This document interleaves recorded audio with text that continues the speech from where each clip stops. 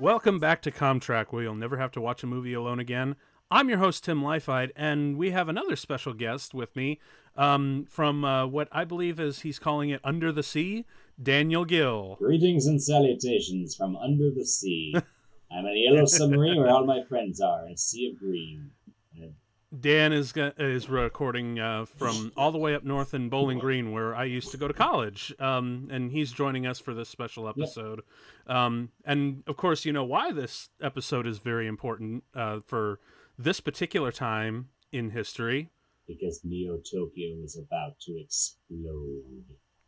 Oh my gosh, yes. This is the year of our Lord, 2019, the year that Akira, one of the great Japanese anime, takes place. And you're gonna see a lot of other sci-fi movies that take place in 2019 coming up for here. So this is your first little look at it, and we're gonna drive straight into kind of our semi-anime month for this month.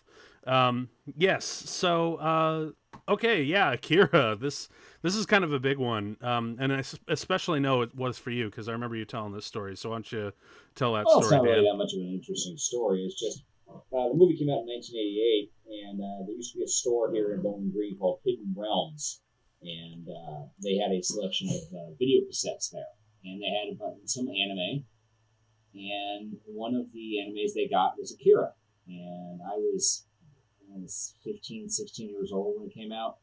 And this was the original streamline dub with Leonardo voicing Kaneda. Oh, I mean, it wasn't the best dub ever, but it was a very good dub for the time, especially when you compare it to like Robotech or Captain Harlock or Unico. And this was the first anime I ever saw that really proved that animation didn't have to be for kids.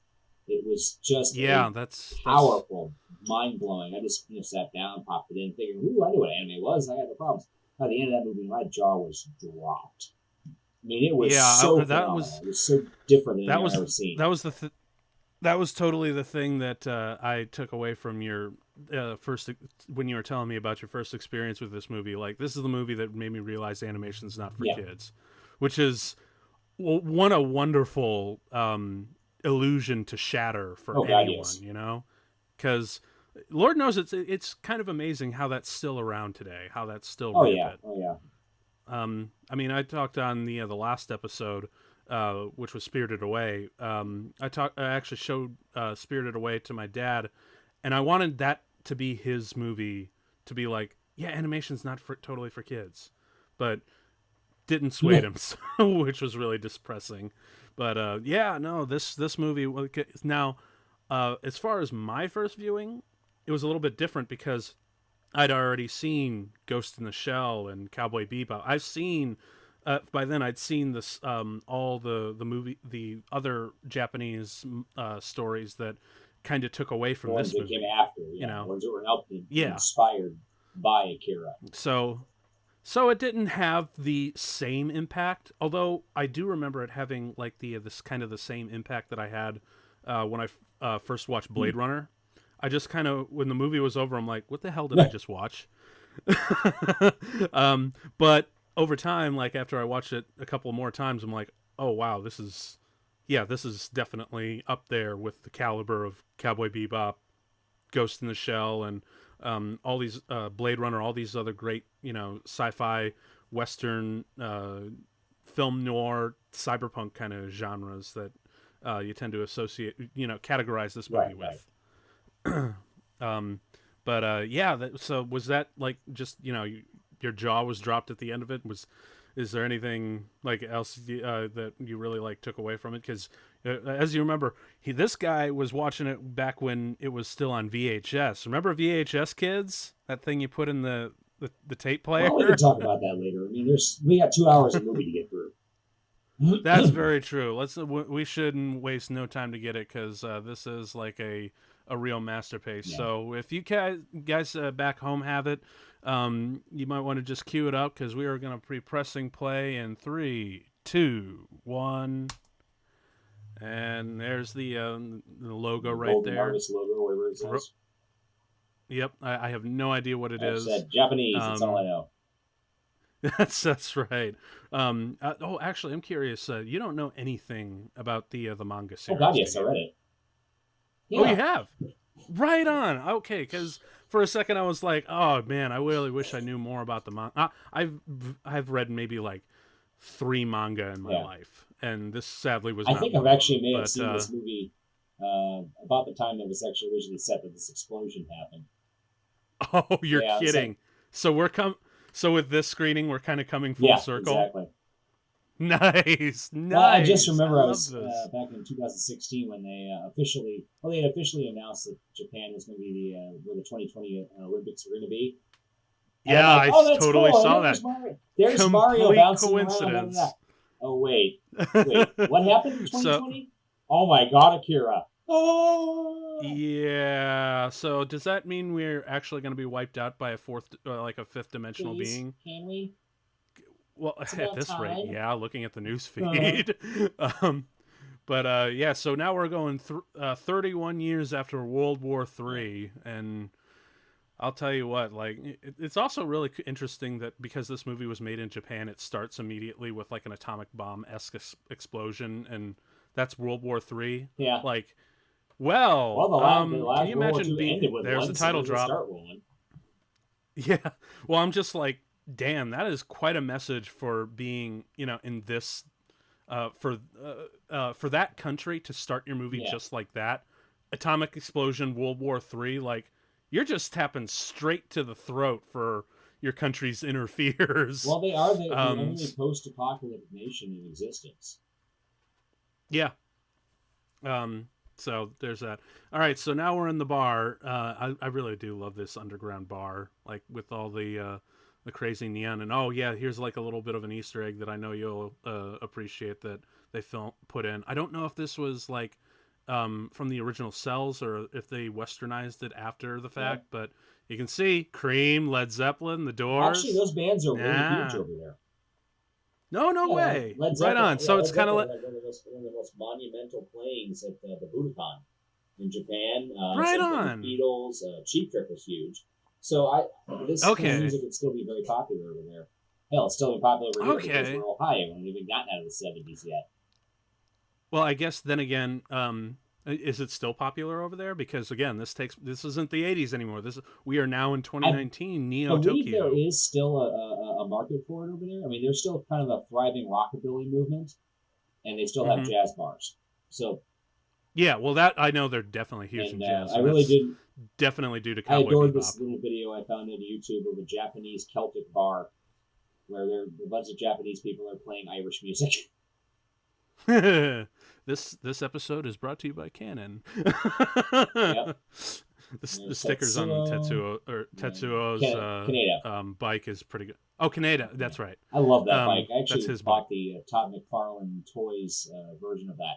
I didn't give it. I did. That's I right. think this is they actually made a Canada action figure with it.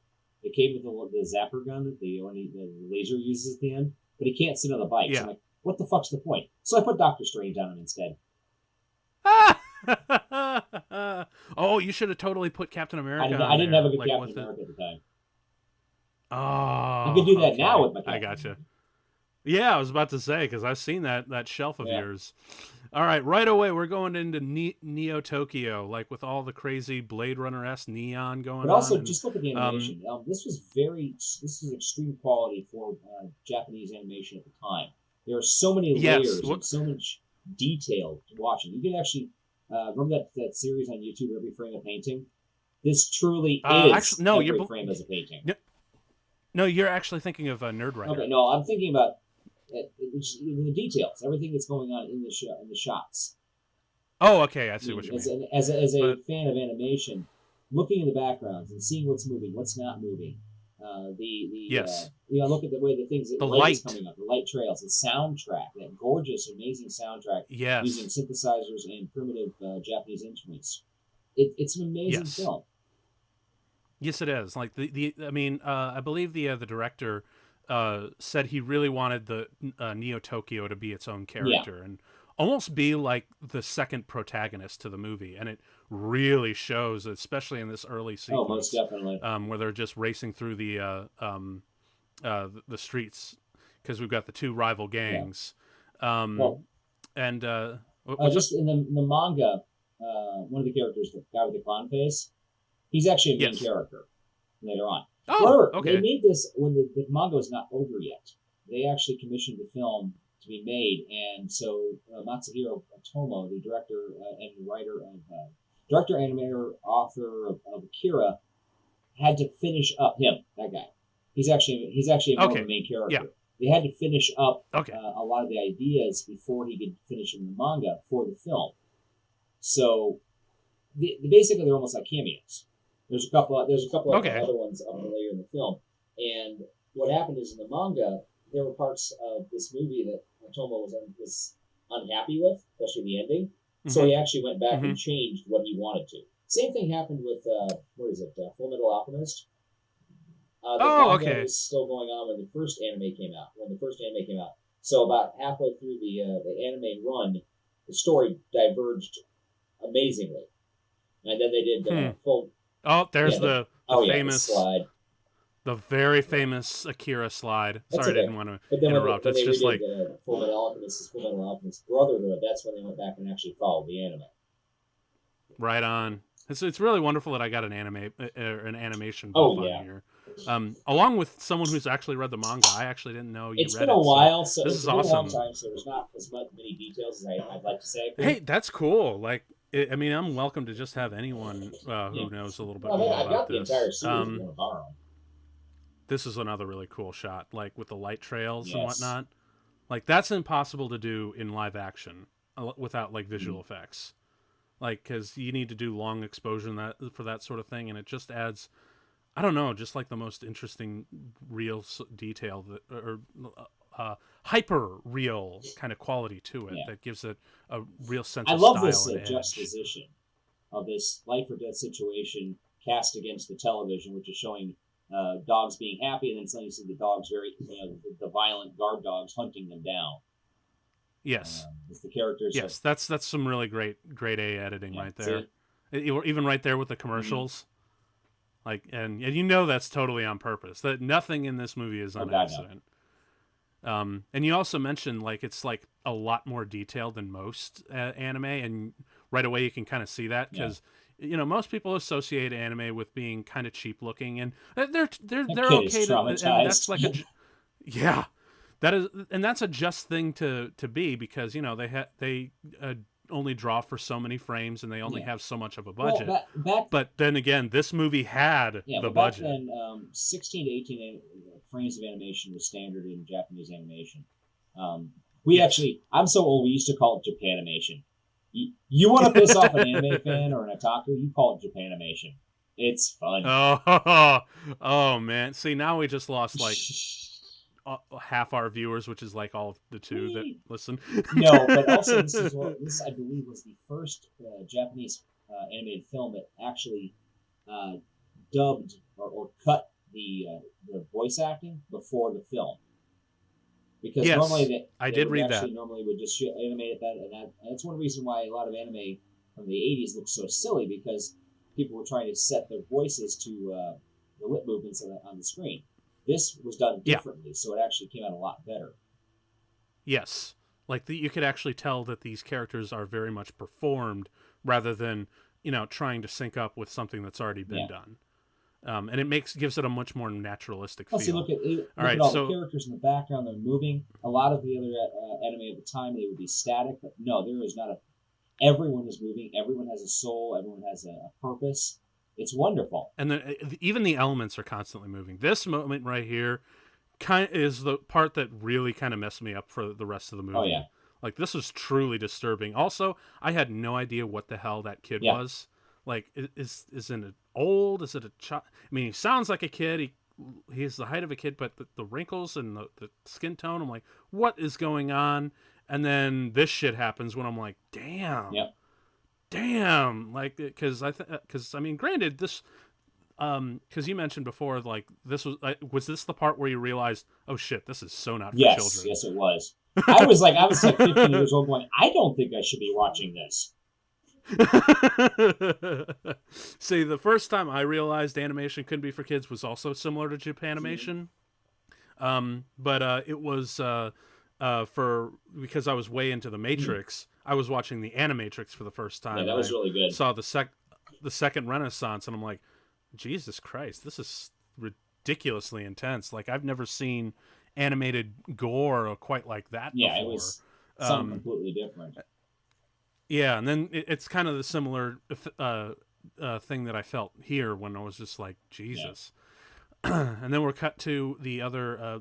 What do they call these higher beings? I forget what they're called. It's been a while since I've remember watching this. It's been so long, so I haven't since watched it either. But they refer by number 25, 26, and 27.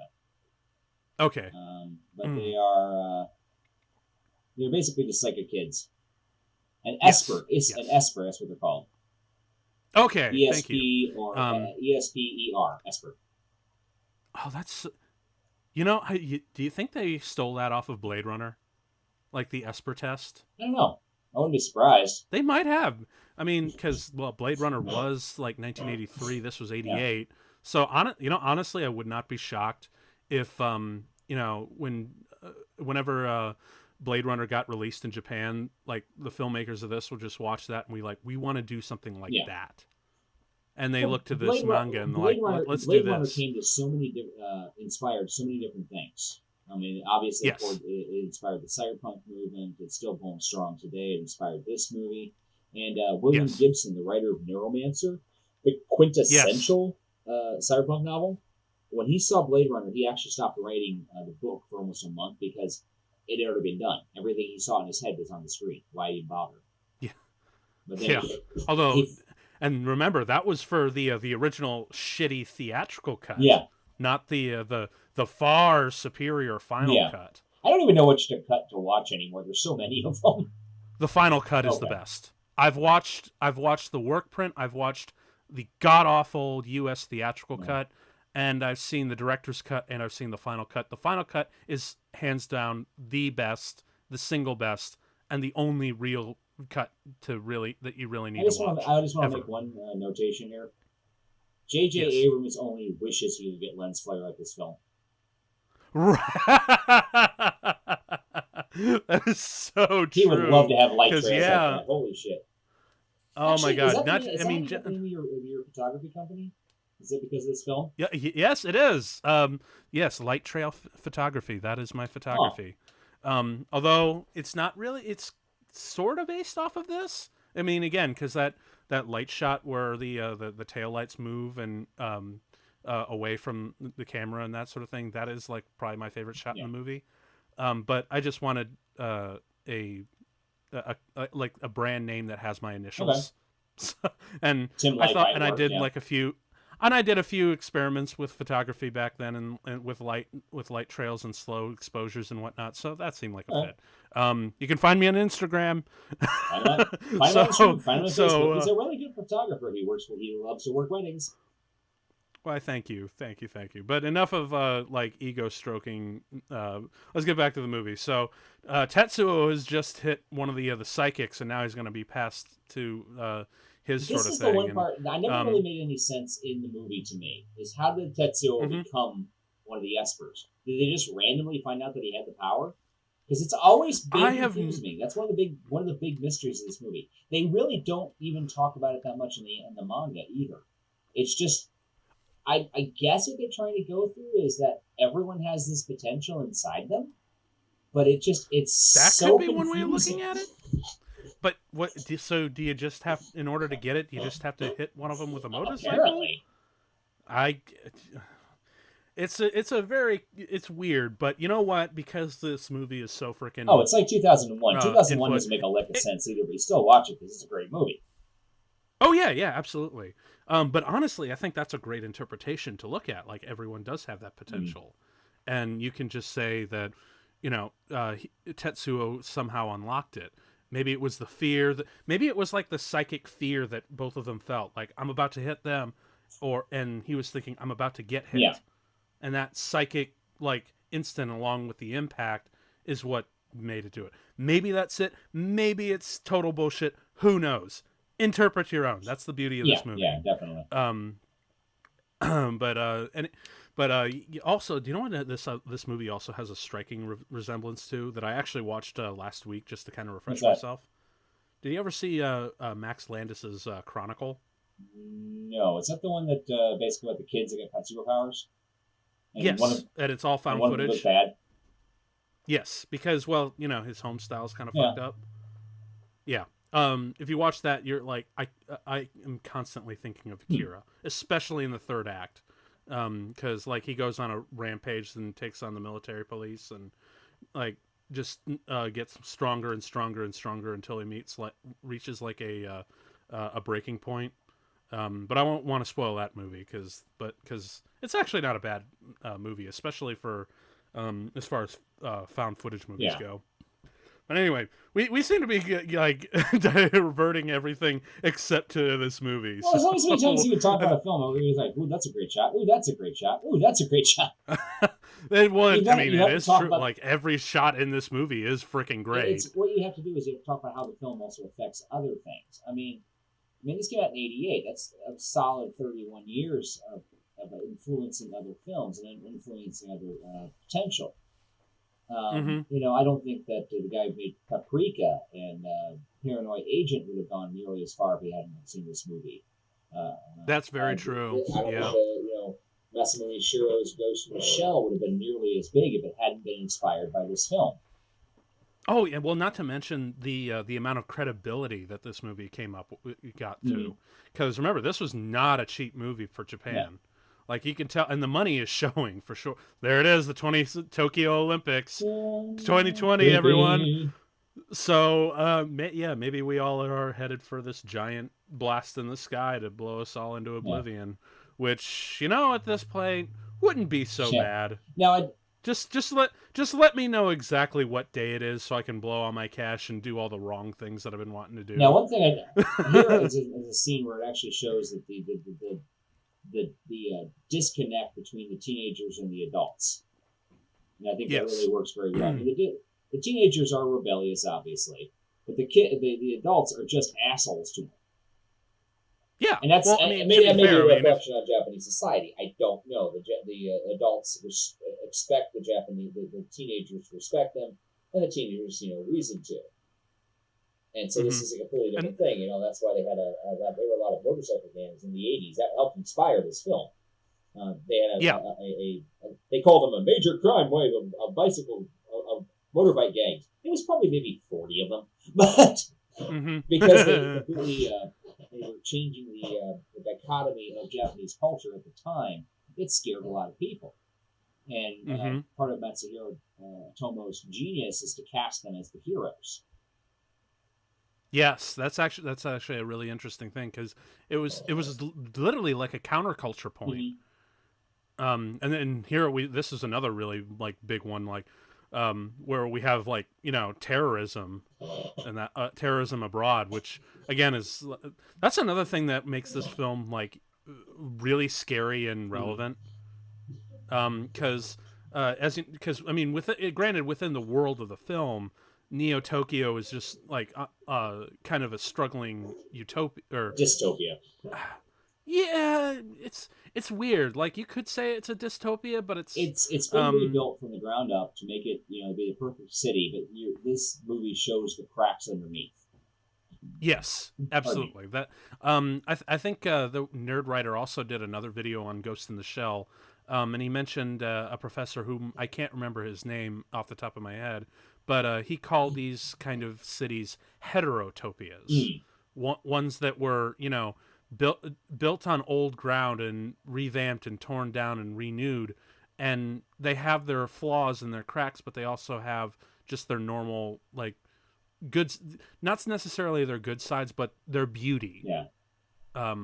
It's a beautiful dystopia is the best way you can kind of describe the heterotopia, because it was just this idea of taking the old and the new and mix-matching them together to the point where it forms a new identity all its own. Now, I do love this scene coming up. I'll point out in just a moment. Because when I first saw this on VHS, I died laughing because it's such an out-of-nowhere moment. Oh, really? Yeah. It's been a while since I've seen this. They're chatting. He's trying to hit her up. She has no interest. Yes. You know, it's just like they're looking at the refugees and the protesters. Oh, there's her buddy. And he's like trying to act how cool he is because he's Canadian. He's got a pill on his back. And he's got an ego the size of a planet. Yeah. And she's like, "That's it." He's like, "Come on, baby, come on back. I didn't save you at all. Come on." Yeah, come on. Nope. And then he's cut off literally by the train, and she just pulls a Batman on him. Tell your name, you bitch. Boom. I lost it. I flat lost it when I saw that. You know, that's a problem with a lot of movies is that when they're dark and gritty, they forget to have the moments of comedy. I mean, yeah, it's dark comedy because you know a lot of people just died there, but which is why I'm actually really excited to see what Taika Waititi does when he's done with I don't Thor. want to see Akira. I do not want to see live action Akira. I really don't. No.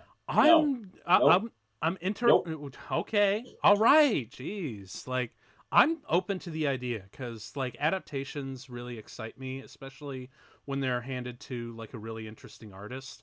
So I'm totally on board. Do I think it will be good? Maybe not. We're probably going to get another Ghost in the Shell and be totally disappointed, but only time will tell. Like, I mean, who knows? Something really quite magical and special might come out of it. And special, this was all hand drawn. This was not CGI. There was no CGI in this film. This was all technical drawings. Which, when you look at scenes like this, you're like, how the hell did they do that without computers? It was just flat amazing. Because, as a matter, I honestly feel like they took a lot of video reference on that sort of thing, especially the really multi-layered, complicated bits like the computers that you see there. Now this is a CGI effect. Oh, this is CGI. Yeah, that is a CGI effect. Okay. I always like, I always like the character. It may have been going to shock number 26, and I always liked the Colonel. The Colonel was a very interesting character, man. You know, he's a military man. He is a career dude, but he's not a bad guy. He's doing what he thinks is right for his country. Yeah, as I was about to say the same thing because like he's presented very much as like the guy who's really tough and just is trying to do his job, but he's not trying to like go out and he's not doing it in the case of many other archetypes of this kind of character. He knows that the means do not outweigh. Yeah, he's not doing it sadistically. He's not taking great pleasure in what he's doing. He's doing it because he has to, not because he wants to. And he will like avoid any kind of losses if he can. Exactly. Which is something you very rare don't get to see very often, especially in these types of characters. I mean, they're literally just trying to recover. At least it might be human, but or semi-human, depending on how you view the espers. Yeah. But they're just trying to get their experiments back. So, and oh my lord, look. Can you just like take a moment and appreciate those poor animators having to draw not just perspective but light? I mean, I took an animation class and we had to do the walk cycle, the infamous walk cycle that you have to every animator has to do. Like they have to draw a character and then cycle them walking, that just doing that it was a massive headache, so I can only imagine having to draw all these crazy perspectives. Do you imagine this is how weird angles? This is how the Japanese imagine the United States for their high schools. Possibly. Oh my no! Actually, with that coach there, definitely. Because remember, 1988, so this is around the time of Animal House and Revenge of the Nerds. Yeah. So. You can I can totally see them watching that. Like that's a weird science. Although it's crazy how many Western things that seem to be reflected in their version of what Neo Tokyo is. Like bad education, corrupt politicians, rampant gang war. The only thing they missed was the global warming. The only thing they missed was global warming. I don't understand why. He just literally blurb. There's only blurps full of blood. It's just like it's the most confusing thing. I'm guessing it's because he was just holding it in his mouth and he wanted to show off to a girl, which apparently his idea of flirting. But yeah, if you're vomiting blood, sir, you need to go to the hospital. Yeah. I mean, I don't know if this place has universal health care or anything. But these are very 80s fashions they're wearing too. Yes. One guy with the suit coat with the arms curled up, the pink polo shirt that Kaneda is wearing, like the weird like crop top that she's wearing. Although it kind of suggests like one of two things, either which I'll take. One, it's like after Neo Tokyo, like this movie was like semi stuck in the 80s because it was completely destroyed, so they had to, get back to the 80s from where they were, or the 80s is like now in today's world, the 80s is making a big comeback because that's what happened in our world too. Yes, so who knows? Maybe it's one of those two things, kind of but prophetic. Yeah, it's really funny how many things this movie kind of got right. I also want to say how much I really felt bad for Kairi. Yeah, she was such a sweet character. She just loved Tetsuo, and he treated her like trash. And then all these horrible things happened to her, and I don't want to ruin the movie, but yeah, what happens to her should not have happened ever. No, she was honestly, she's just trying to find a nice place to get out, because as you can see, she's surrounded by just awful people and an awful place to be in. She needs a nice little apartment by herself for the rest of her life. That is a good shot of those two, but it's crazy. That's because that's the other reason why I wanted to watch this movie for this year for Comtrack is like how much of this stuff got right and what got wrong and whatnot. But it's kind of crazy how much. I don't know how much of this stuff in Japan is going on for this movie, but I'll be damned if there's a lot going on over here in the States. It's actually kind of scary. So now we're going through, and now we got it was the clowns and the capsules, right? Right. So the clowns are going to be chasing up Tetsuo, and they're going to fuck up their shit. He ran the bike too fast. He kicked the RPMs too high. Mm-hmm. Yeah. Also, I just did a little research while we're sitting here, and the movie was actually made for $9 million American when this movie came out, which is a lot of money for an anime at the time. Yeah, because isn't like the average only one, maybe even just less than that? 1 to 2 million, yeah. So this is 5 times the price. Oh, Kairi. Oh, poor honey. Oh, that's actually a really cool wipe. It's a very cool wipe. Mm-hmm. But there's this one other moment that's coming up that's been copied a bunch of times, which is probably my second favorite moment in this entire movie. And oh god, this really was also just awful to watch. Yeah, but you really do learn to hate the clowns when they do this. Mm-hmm. Oh, just that's awful. That was the first time in anime I'd ever seen tits not be erotic. Yeah, that same happened to me with also the Animatrix when they tore the dress off of that robot chick, which was really kind of messed up. All right, this moment coming up here, this is probably one of my favorite moments where Kaneda is charging headlong into one of the clown bikes, and he does this great moment here. He jumps up right on it. Yeah, right. Yeah, this bit where he just jumps up, bam! Blade did that in one of his movies. Well, that was also mimicked in Mask of the Phantasm, if you remember, where Bruce Wayne is fighting a group of biker gangs by himself. Yeah.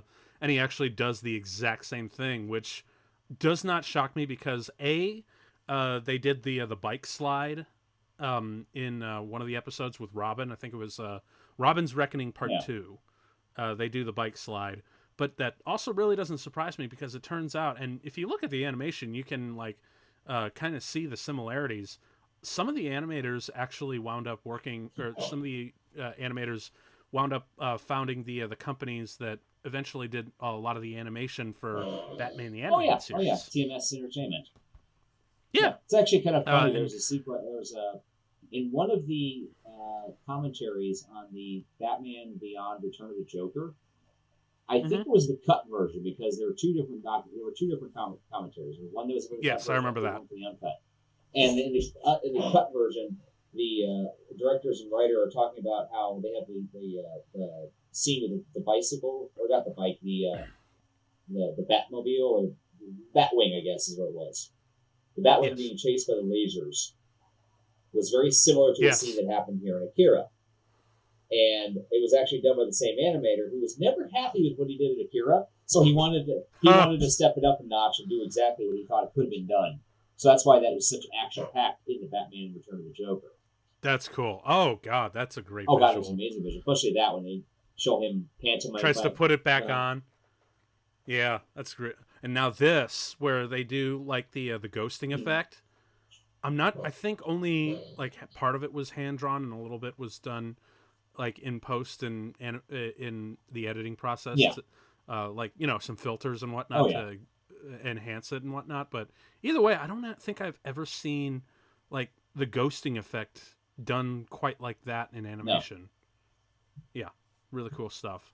But again, now, so this just is like Tetsuo's signature is is moving at an alarming rate, and these guys are starting to like realize this guy is he's one of them now. We got to take him in for study and that sort of thing. And that is straight up Men in Black. Oh yeah.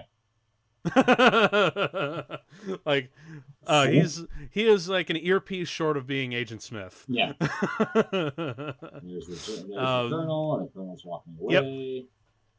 And they are gone, just gone. Although, did you notice when like Tetsuo was like crunched over? Did you notice like he was getting flashes, and those are like flashes to what's going to happen in the movie? Yeah. Yeah, that's really cool. There's a lot of amazing foreshadowing in this film. Oh, a lot of foreshadowing. In more ways than one. Like I said, a lot of shit that's going on in this movie is happening today, kids. It's kind of scary. Not gonna lie. But yeah, now they're just kind of contemplating on where they are, and they want to get try to figure out how to get Tetsuo back. And yeah, it's kind of scary to imagine, like rebel kids out on the street suddenly get, fifth dimensional powers. Like that really is got to be a scary thought. And again, if you haven't seen Chronicle, give that check that out, because they really play around with that idea, but in a slightly more intimate way. Ooh. This is done on a more like epic scope with a more cyberpunk edge, whereas Chronicle is much more of like a teen movie that kind of plays with that concept, because it's it starts out like a normal teen movie, and then it just evolves into this crazy superpower kind of thing going on. But again, it's not as epic as this. It's just handheld footage. But yeah. Where did Kaneda go? I missed that. He's wondering what's going on in the fight, so he's trying to keep track of the rebels. Yeah, the revolution is going on because Neo Tokyo is starting to burst from within, kind of like how we're bursting from within out here in the U.S., which is crazy. Although I'd say I would like to. I really wish I could say that it isn't as violent as it is here, but if you look at the stuff that's going on in Puerto Rico right now, and Hong Kong, yeah. Also, did you notice like the because I forgot to mention this earlier, but they also have profanity like "fuck you" written on the walls. Yeah. Not just there, but they also had it in the bar. Mm-hmm. Now, was that also in the original version, or did they actually touch that up for the American release? I'm not sure. No, I'm sure it was the original Japanese version as well. Oh, okay. Just because like English was common enough in Tokyo at the time that they felt they could use that. Definitely. Okay, I got you. All right, so now we're in the tunnels, and Tetsuo to the rescue, or Kaneda to the rescue. I'm sorry. You get those two mixed up. I do. It's really easy. Well, I mean, they are kind of like brothers. So. Geez, that was Jesus. Kind of freaked her out. Also, too. do Did you note? It's interesting, like how bright the blood was when she shot him, but then it's like a much dark and muddier thing as he slides in. It's almost like the brightness exaggerates that sort of thing. That's actually really something cool. I need to steal that for my next movie. Just make just when the person gets shot, their blood like needs cranberry juice or something, for God's sakes. Like really red. Maybe play with light so it's a little bit more easy just cover them with Hawaiian Punch. Either that or just like strawberry jammed. Strawberry. Oh, that's gonna be a bitch to clean up afterwards. Yeah. All right, so wiping the blood off me in that one shot you made, and yes. I made the complaint about, man, there's so much blood in my bath. Never seen so much blood in my bathroom. And all my girlfriends were like, "Yes, we have." I'm like, "Oh, I stand corrected." Now, correct me if I'm wrong. This is a flashback to the 1988. This is the dream sequence. Original. Oh, it's a dream sequence. It's a dream sequence. So Tetsuya and Kaneda were born after 88. Oh, okay. So he's seeing Kaneda as a child, and he's having a dream sequence, and he's not sure what the hell's happening. Okay, the dream sequence in this movie really were trippy as fuck. Oh god, yes. I had nightmares about a couple of them. That goddamn teddy bear that's coming up. Oh, Jesus Christ! Right? Jesus Christ! The soundtrack's what got me. Yes, that's very true. I mean, a lot of people talk about how greatly animated this movie is, but most people really tend to overlook the sound. Oh no, the sound is fantastic. It's one of the most iconic soundtracks of all time. Yes, indeed, especially for the otaku in Japan. Mm-hmm. That teddy bear. Like if anyone back home sleeps with one, might want to just stick his ass in the closet for tonight after watching this. Yeah. And then he stuffed cars, too. When he stuffed cars. Mm-hmm. Now, this... let's see.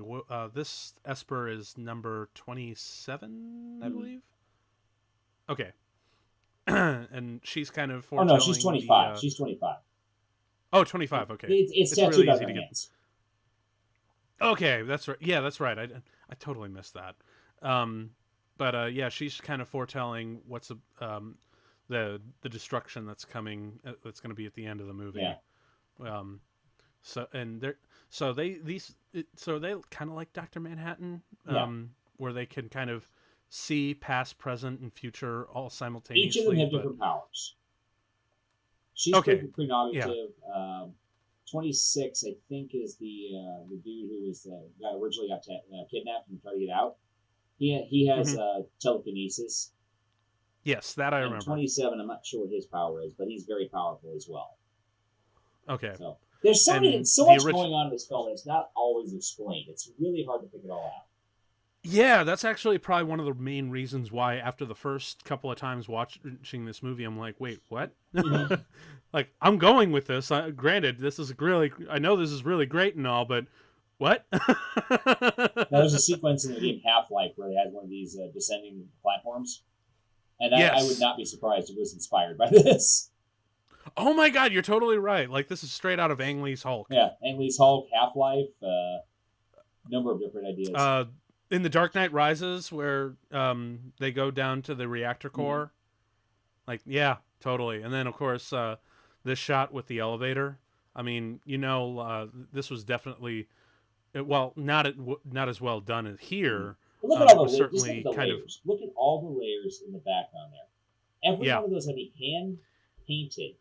Just for not to mention DC, you can even see the detail in each of the windows. That is a phenomenal work right there. I'm sorry, I couldn't stop from talking about that. There was actually absolutely an exhibition where they tried to get as many of the original pieces of artwork back together just to show the level of detail that this movie had.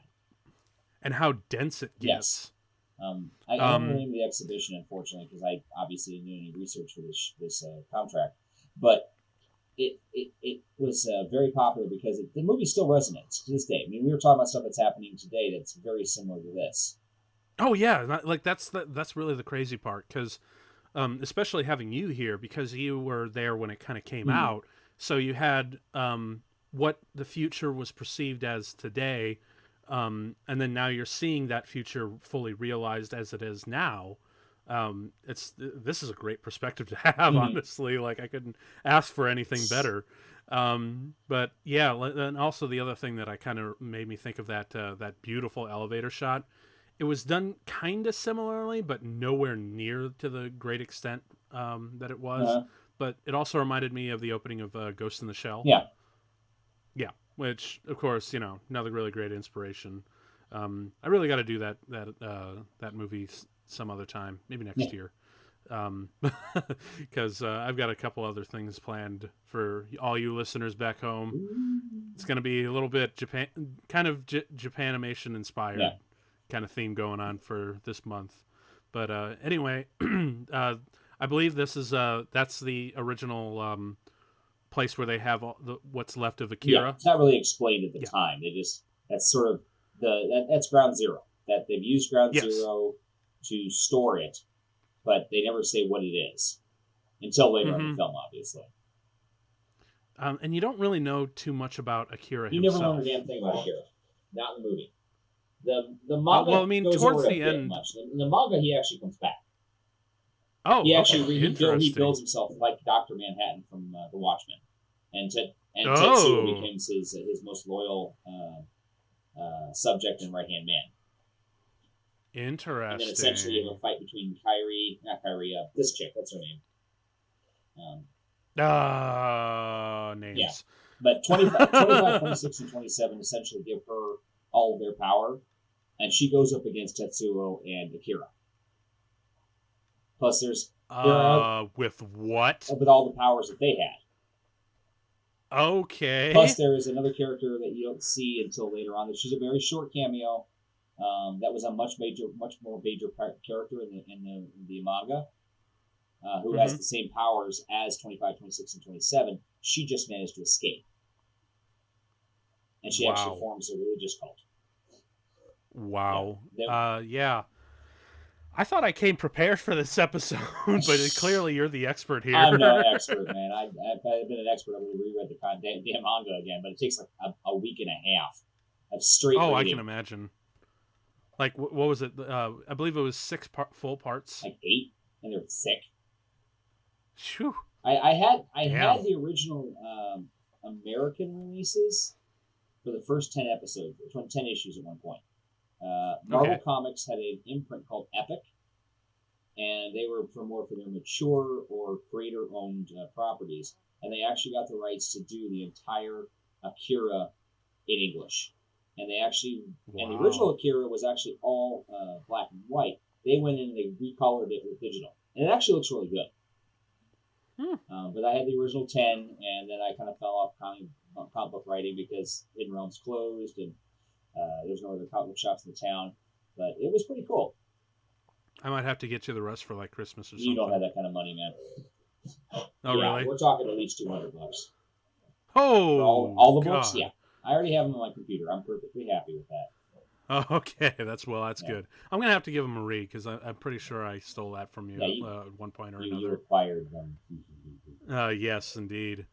If I ever get like a tablet or something, I'll pop those on and give it a read because that sounds really fascinating. Because like I said, when we watch this movie, there's like almost no exposition. And then there's this motherfucker who just sort of shows up.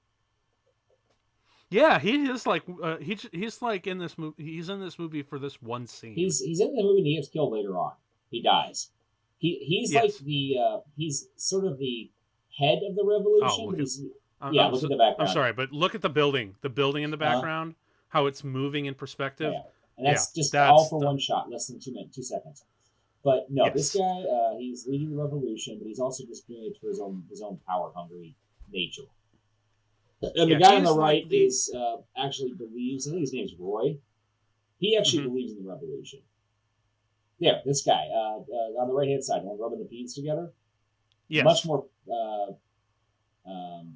major character in the manga. Oh, yes. Really? Wow. So a lot of these major characters only kind of get reduced down to cameos, right? Like the head clown and Kaneda end up teaming up near the end of the manga because they basically put their differences aside to help fight Tetsuo and Akira.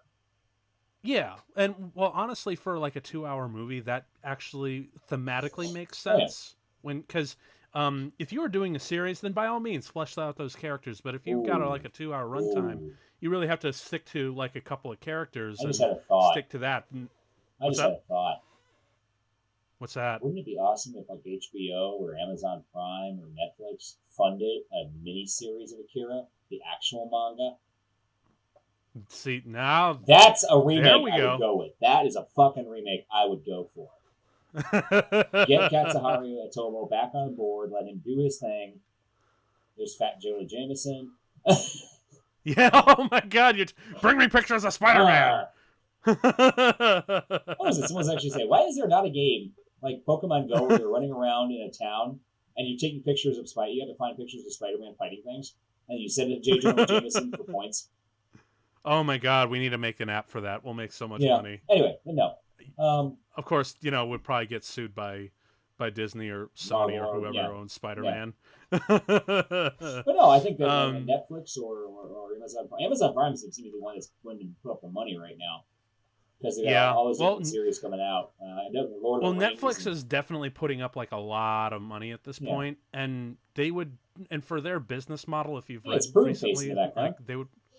What's that? Prune Face in the background from Dick Tracy, I swear. He does kind of look like that. But yeah, honestly, Netflix wouldn't do it because there was another. I think the series is actually called Cyberpunk, and the aesthetic is very similar. Is that Burning Carbon or what's it called or something like that? I have no clue. Because there is a Cyberpunk series they've got. I think it's called Burning Carbon. I think that might be what it is. Carbon, I don't know. I've only heard like rumblings and rumors about it, but I hear it's exactly got this kind of Blade Runner Akira aesthetic going on for it. And I hear it's really, really fantastic. And I just never had like the time or the memory or whatever you want to call it to pursue it. But yeah, and as we can see, the Colonel is not having any of this shit. Like he's not going to give in to the greed. He's like Nick Fury, the Avengers. I have heard your decision. I've decided it's a dumbass decision. I acknowledge that the council has made a decision, but since that's a stupid ass decision, I've elected to ignore it. Exactly. Oh my god, the detail on those buildings. Here comes that sequence. Like, can you imagine getting your hands on some of the cells and just trying to look closely and see how much detail they managed to put in? Oh, amazing. Because I actually want to know how big those cells would be. Because I'd imagine they're like the size of a gym wall. Well, the cells themselves are, the standard Disney size. 8.5 by 11, maybe a little larger. But no kidding. The backgrounds are a lot more detailed, and they are. Here's that stupid dream sequence that scared the shit out of me. Oh, I know. This is probably the craziest, weirdest part of the movie. Yeah. And for all the visuals that we've seen, that's going to be saying something. I don't even want to say anything. I just want to let people suffer through this.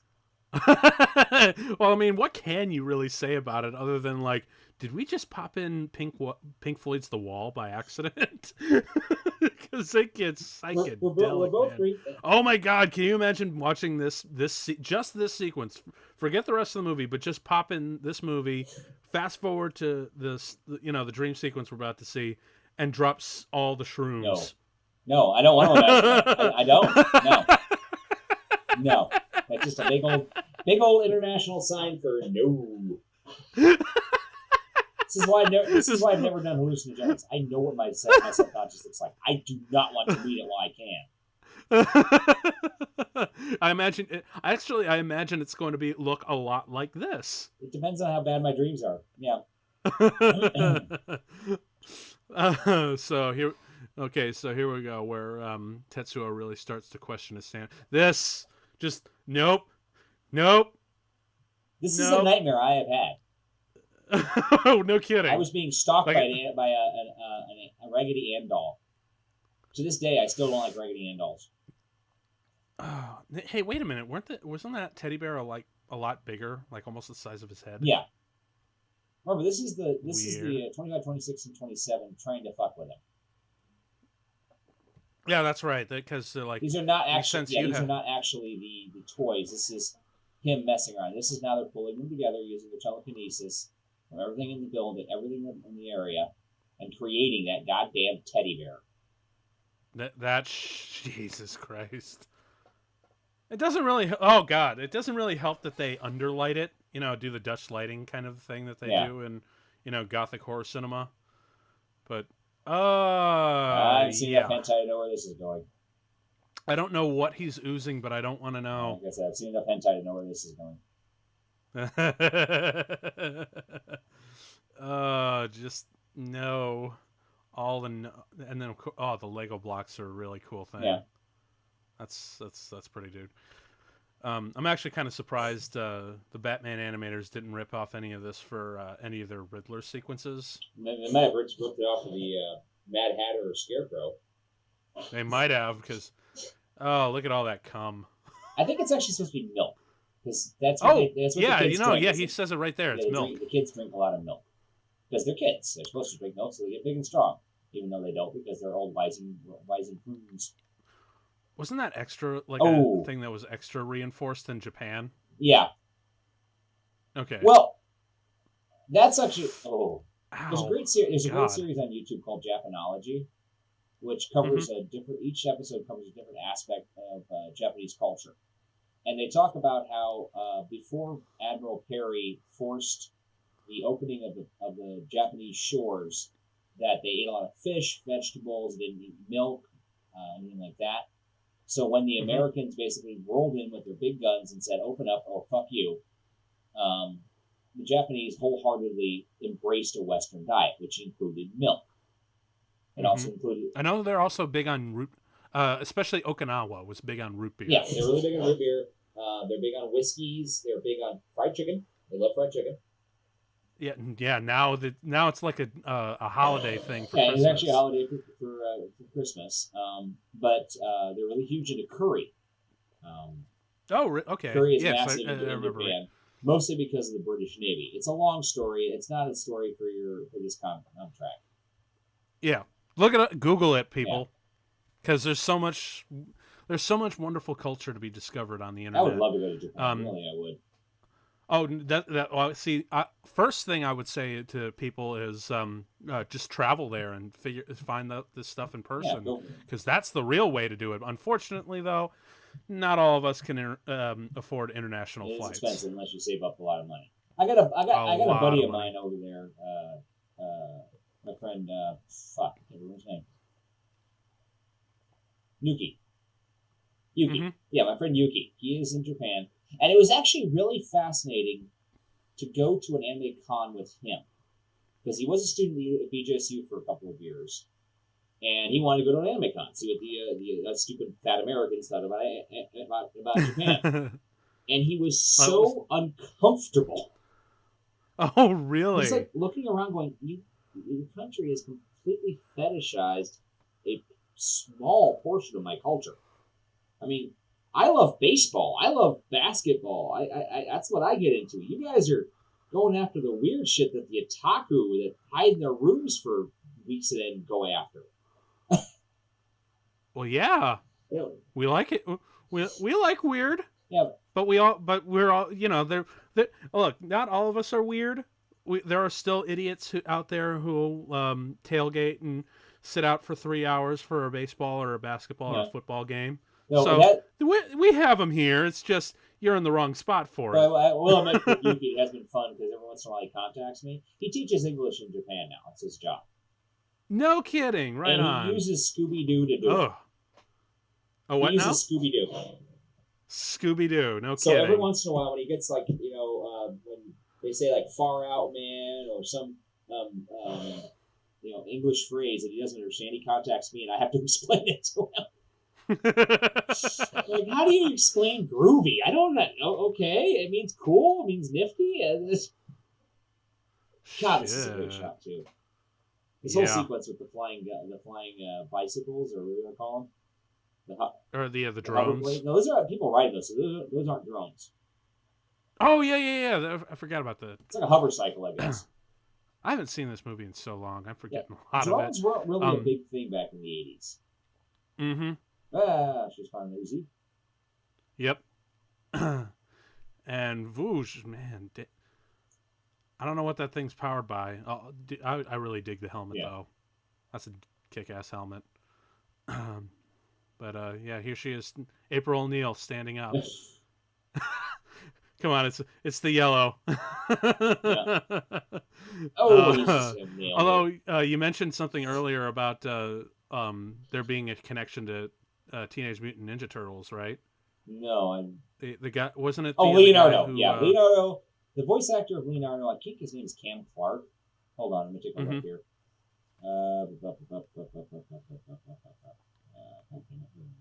But yeah, he voices Leonardo on one of the TMNT animated series, of which, if I did my research, I don't know if it's the exact same series, but they also do the Cam Clark Kaneda. Yeah, they also do the Kaneda Akira bike slide, which is I thought was kind of really funny. So now I believe, or at least the version that I'm watching is the 2001 English dub re-release. Yeah. With the new sound, with the new 5.1 sound and whatnot.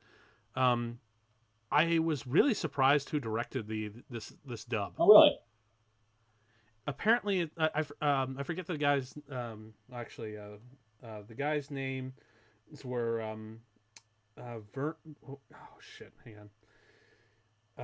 It was Conrad Vernon and Cody Cameron, who, total coincidence, they are the voices of Gingy and Pinocchio in the Shrek films. Huh.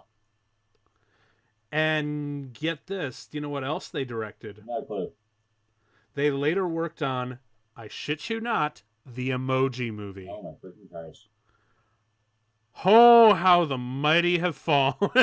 You know what? To go from Akira to that. One thing I have learned about a lot of actors and actresses in Hollywood, a lot of directors, you go where the money is. Yeah, you kind of do. You have to sell your dignity sometimes. I mean, what was it? Michael Caine won an Oscar the same year he starred in Jaws 4: The Revenge. That's so true. And he's like, I've never seen Jaws Revenge, but I've seen the house that bought it, and it is lovely.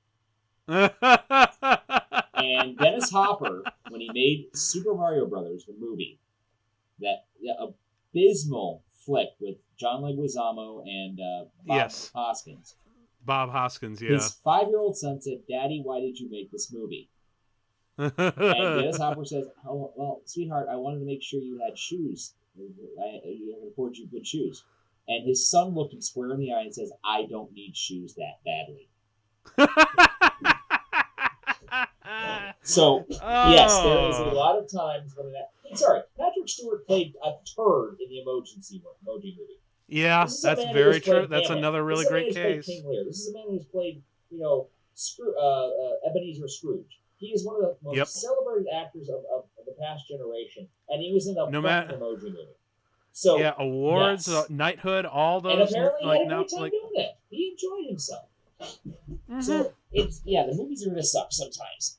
There are films when the movies you can't fix them in post. It just doesn't happen. You know this. No. Yes. Oh my God, that bear! Enough with the damn bear already. And that car, remember that? It actually reminds me of the cars from Brave Little Toaster. A little bit, yeah. That one I really do want to go in the compactor because Jesus fuck. I stopped watching the movie. I was just telling the story. Okay. Well, I'm just looking at that car. I'm like, Jesus. Yeah. Just no. Now, correct me if I'm wrong, but the kid in the hover chair, he actually can't walk, can he? Okay. That's one of the reasons why he can't. Yeah. So he just kind of Professor X's around. Right. And now Tetsuo is starting to understand the power he has, and he has no control over it, but it's really cool. Like what you say with Chronicle. And a couple of other movies, like Hancock. Yes, that's another good one, a good example. There's a lot of tropes that this movie kind of invented. isn't there? Like, you know, the famous moment where like the superpowered being who doesn't quite know what's going on or whatnot is surrounded by it comes through it comes out of a breaks down a door, and then there's a bunch of men with guns, and he just goes through them like they're nothing. Yeah. Like you see that a lot in movies. Actually, I just for today for this movie, I also decided to check out the movie Lucy with Scarlett Johansson, and wasn't as many similarities to this movie that I thought there would be, but still, like again, it still has that trope of, you know, the person with the exponential power walking through a door, and there's a bunch of guys with guns, and just walks through them like they're nothing. And also here, Tetsuo's really trying to up the ante on the power, and turns out he's standing his own against the three of them, which is really something to be said. And God, can you imagine being the Colonel walking in on this? Yeah. Being like, "You kids, cut that out." He's like, "You do realize you're talking to a being that is more powerful than a thermonuclear weapon right now, right?" That actually kind of takes a bit of balls, doesn't it? But as like the professors here is telling him, he's not fully matured yet. So, God, can you imagine if it wasn't a child who had this kind of power? He's basically having superhero puberty. Yeah, which I can kind of, you know, I wonder if Smallville did a lot of that, because I know that when they pitched that to the WB, that they said it was going to be Superman, but his puberty is superpowers. Huh. Yeah, which I always thought was a really interesting take on Superman. And interestingly enough, Tetsuo kind of dons his own Superman look when he gets the red cape going. That's true. Yeah. I wonder if that was. I really wonder if they were actually deliberately referencing Superman and that sort of thing. I'm like 90% there. I don't think they were referencing Superman. They were just referencing, capes in general. I mean, there is something like the superhero iconography of the red cape. The iconography of just looking very strong and stalwart in a cape. Right. And then, oh shit, he just shattered the glass. Seriously, I'm actually kind of shocked they don't just trank him. Yeah.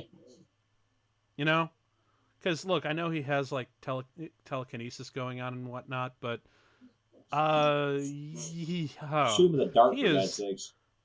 Yeah. Then again, with that much drugs he's been on in his life, that may be the reason why he's not reacting so well to the controlled drugs. I mean, honestly, here's the thing. I'm an ex-alcoholic. I'm a drunk. I'm an ex-drunk. Alcoholics go to meetings. But painkillers don't work very well on me because of this. My body is trained to deal with alcohol. And the same kind of pain-deadening properties alcohol does, so does things like aspirin, ibuprofen, and tramadol. They don't work very well on me because of this. Huh. So I'm thinking maybe the drugs, because he's been flying on all the street drugs, that the control drugs the kids use to help to protect their power aren't working on him as well. That might explain it. Oh man, see, this is so much more interesting now that I have this kind of perspective. You're making this episode like way better than it has any right to be. All right, so Kaneda finally got in to find Tetsuo and bust him out of here. Yeah, because he still sees Tetsuo as the kid he has to rescue. And Tetsuo is like, "Are you fucking kidding me?" And he's like, "Dude, you got some serious balls to break into this place." Just like, how? You don't have superpowers. How did you do that? So, and of course, because Tetsuo's just, because you can tell these, just by their attitude and whatnot, you can tell these kids have just really grown up on the streets and have always struggled in that sort of thing. So it's really kind of scary to see his character gain power, because he's just, because he just doesn't know any better. And he knows all the wrong things from life. He chooses to do all the wrong things with it. Yeah. Well, he's never been the leader. He's always been the follower. Suddenly he's got the power. He can actually completely, turn the tables on with Kaneda. And Kaneda's not very happy. Exactly. No, he's not. Because, he's tired of being in the shadow and everything. And again, that's a theme that definitely carries over into Chronicle because, because even though in that one 3 of them gets equal superpowers, one of them is just he's always been like the kid that was picked on and always not in the limelight, and now that he actually has power and he has the obsession to keep practicing it to the point where he's far superior to the others. Yeah, it gets really, really scary to what happens to his psyche. Yeah. And then this effect that I thought was really cool, where he, like neon is surrounding him and that sort of thing. So, and now I figure out that he can frickin' fly. Yeah. I can do this too, but you can fly, you can fall. Yeah, you're doing a pretty good job falling there, big dog. Yeah. Yeah, that's not flying. That's falling with style. So now the kids are getting back together and figuring out how the hell they're going to take him out, because he's gaining a lot of power even for what they have. Yeah. Now, actually, does he become like far more powerful than the other Espers? Yeah. Okay. In the manga. Because I know Akira is like the one that is truly like the one that is the most powerful. Yeah. Like he's like a God, this is a long ass more movie. like a. What's that? A long ass movie. Well, where are we right now? We are at the 1 hour and 6 minutes. Yeah. So we're about halfway through. Yeah. I may need to take a break because I have to take the dog out. Oh, okay. Yeah, it's really. Where's my train of thought? But yeah, it's kind of crazy how this movie has so little exposition. Yeah. Because you would think there would be a lot more of it, but then again, it was. I'm guessing it was just advertised to a lot of the people that, or a lot of people who had already read the manga. Well, they've been reading of the manga. I mean, the manga was, like I said, still ongoing. So this way they could see how the manga was supposed to end, and then he completely changed it. Well, speaking of which, apparently, the movie, how it was ended, or the manga ended, came from a conversation that Tomo had with Alejandro Jodorowsky. Get the hell out. He had great difficulty completing the manga. Tomo has stated the inspiration for its conclusion arose from a conversation had with Alejandro Jodorowsky in 1990. Get the hell out. Oh my god, I can only imagine what he would have done to this movie. Yeah. Like if he did, okay, can you at least admit, if you do get a live action animated movie, would it be acceptable if Jodorowsky got his hands on it? Oof. I don't know, man. They're pretty cool though. With all the money in the world too. Yeah. Like if he actually had the money and backing to do it, and the creative freedom to do whatever the hell he wants. Yeah. Because honestly, like I'm pretty sure it's going to be radically different, similar to what he's done on Dune, or what he had in mind for Dune anyway. Yeah. But honestly, if it's radically different from the manga or the film or anything, I'm okay with that, because so long as, because you're just here to tell like a really great story, you know. I am gonna have to pause it for a minute, okay? Well, you just keep the movie rolling. I'll keep it okay, going. Cool. So no problem. I shall return. But anyway, yeah, because Dan back there has like the dog to take out. Yeah, I have a sweet puppy dog who's got her legs crossed and looking at me funny. Yep, don't want the dog to be doing the dance, especially for another full hour. Oh. But that dog is really cute, little chorizo, as I like to call it. So now we're back in the bar, and again, I really love the background design of this sort of thing, like the dirt and the grime and everything, just really fantastic. And of course, you know, they're still kind of in this little gang war between their two factions going on, and oh shit, yep, he's dead. So And of course, Tetsuo is just there. Jesus Christ, what? That's a hell of a thing to run into. Take all the pills. Well, yeah, he killed him. Isn't that kind of obvious? I mean, he's kind of got his Gollum stance there.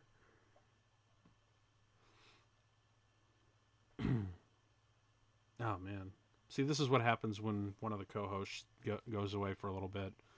I'm just on my own, but that's okay. I'm still here to keep you folks entertained as best as I can. So now he's asking for Kaneda's bike, and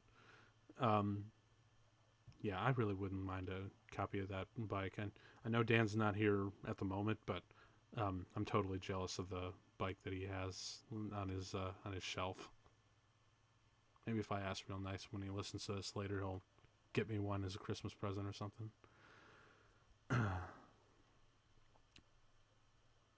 This part really kind of screwed me up, honestly, because like, well, I'm sure a lot of you folks back there listening are like, have been the kid that was picked on in school and whatnot, and it's when you look back at that person that you were, and imagine giving that person like unbelievable amounts of power. It's kind of a scary thought, looking back at the person that you once were and giving them the power to actually fight back. It's kind of scary how far you can take it, but that's really just humanity and everything.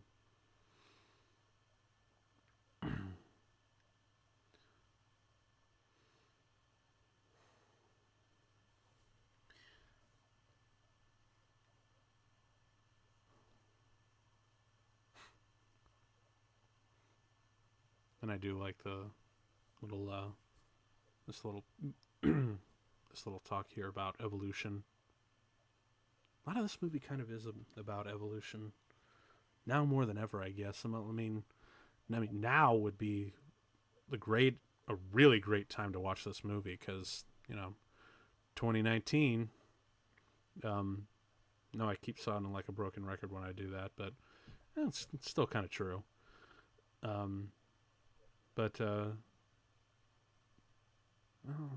maybe because it really is kind of scary just how like this movie's pointing in a direction like the universe is almost at a closing point here, or at least like our world.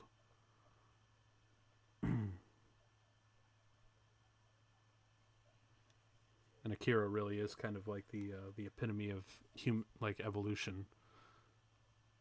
Oh, now that I think about it, because as you folks listened earlier before, I did watch Lucy earlier in the day, just to be like, I haven't really seen it, and so I decided to pop it in because I heard that there are a lot of, because it's Luke Benson's, and he's like the real comic guy. Like he did Fifth Element and Valerian, City of the Thousand Planets. And I decided to check that out because it's about another being that's evolving to something higher and higher. Although the way that they're presented is a lot different, obviously. I mean, spoilers for Lucy. I mean, if you want to check it out, she basically turns into a cosmic flash drive before before disappearing into nothing. Whereas this one is more like a superpowered Showdown, and before turning into nothing. Although in Lucy they have like access to all her thoughts and knowledge and whatnot, and here he just kind of goes into another stasis of being of the universe. Almost kinda, but not really in the same way that ends how the ending of 2001 ends. It's kind of on the same nose, kind of. Oh man, the detail on the screens, man, it's nuts. a lot of these overhead shots with the city and whatnot just constantly make me think of Batman the Animated Series. Well, folks, whenever Dan decides to come back, I actually got to ask if they did the same sort of dark deco kind of thing with this movie. And if you don't know what dark deco is, dark deco is basically where the animators take a black piece of paper and then they paint on the light on it. So the shadows are just much deeper and richer and adds like a huge level of atmosphere. And it's really what gave Batman the Animated Series that look. But I'm watching this movie and I see a lot of backgrounds that feel like that dark deco style. I mean, maybe they drove over it and just really filled in these deep, rich blacks. Maybe they didn't. I don't know. Maybe that's where Bruce Timm and Alan Burnett, who worked on Batman, got the idea. I don't know. I'll have to look that up because, like we said before, a lot of this movie was done by the same animated or the company that was done by it.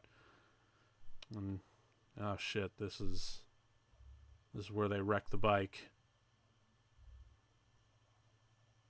Oh, that beautiful bike gone up in smoke. I actually wonder if anyone's actually made that bike. It'd be freaking cool. Because I've seen the Ghost Rider bike for real. I've seen Captain America's. Oh, doing a little Jesus walk there. But I haven't seen the actual Akira bike in real life. Closest that's come to that was in Spielberg's Ready Player One that came out last year. They had Artemis race around on that in the opening sequence on Tetsuo's bike. And now I hear Dan is finally returned. So hi. Hello. So just kind of made me feel like, wow, this is exactly the reason why I never would do this show alone ever. I'm sorry. No, it's cool. Like, I get it. Like, you don't want the dog doing the dirty dance for more than an hour. Frankly, she had to do a dump all day, so she had to do it finally. Yeah. But one of the things that I was just talking about is I noticed there was like a lot of night shots of Neo Tokyo and a lot of people being rounded up and whatnot.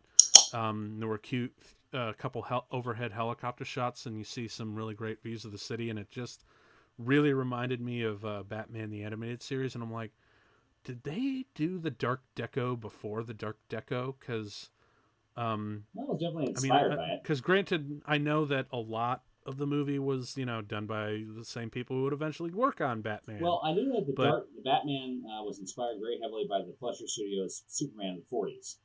Mm-hmm. And I would not be surprised if it was also heavily inspired by the visuals of Akira.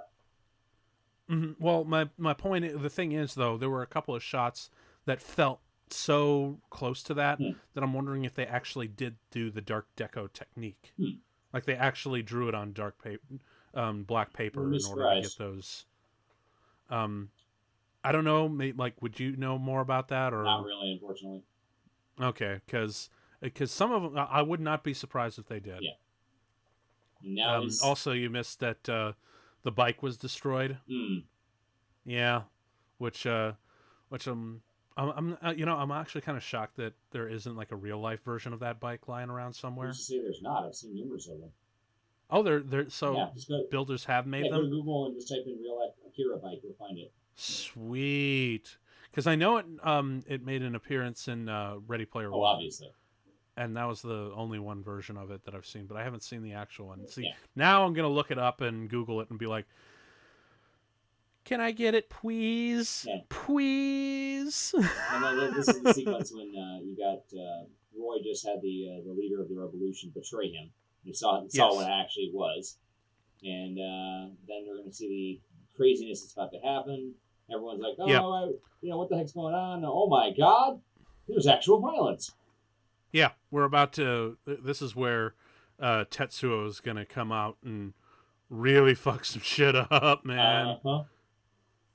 Like this is the point where he unleashes his full attack This is the hero anti-hero stroll he's doing right there. Mm-hmm. It's really it's really nuts how like Tetsuo has become not just the antagonist, but he's also the protagonist. Mm-hmm. There's not a whole lot of movies that can really successfly do that. I really can't think of a whole lot of protagonist antagonist things off the top of my head. Well, I mean, although I can already honestly, Roy Batty in Blade Runner. He's an antagonist, but he's also the protagonist. He's trying to rescue. Yeah, well, I was just about like to say, I'm like, oh God, I'm eating my own words right now because I can already hear.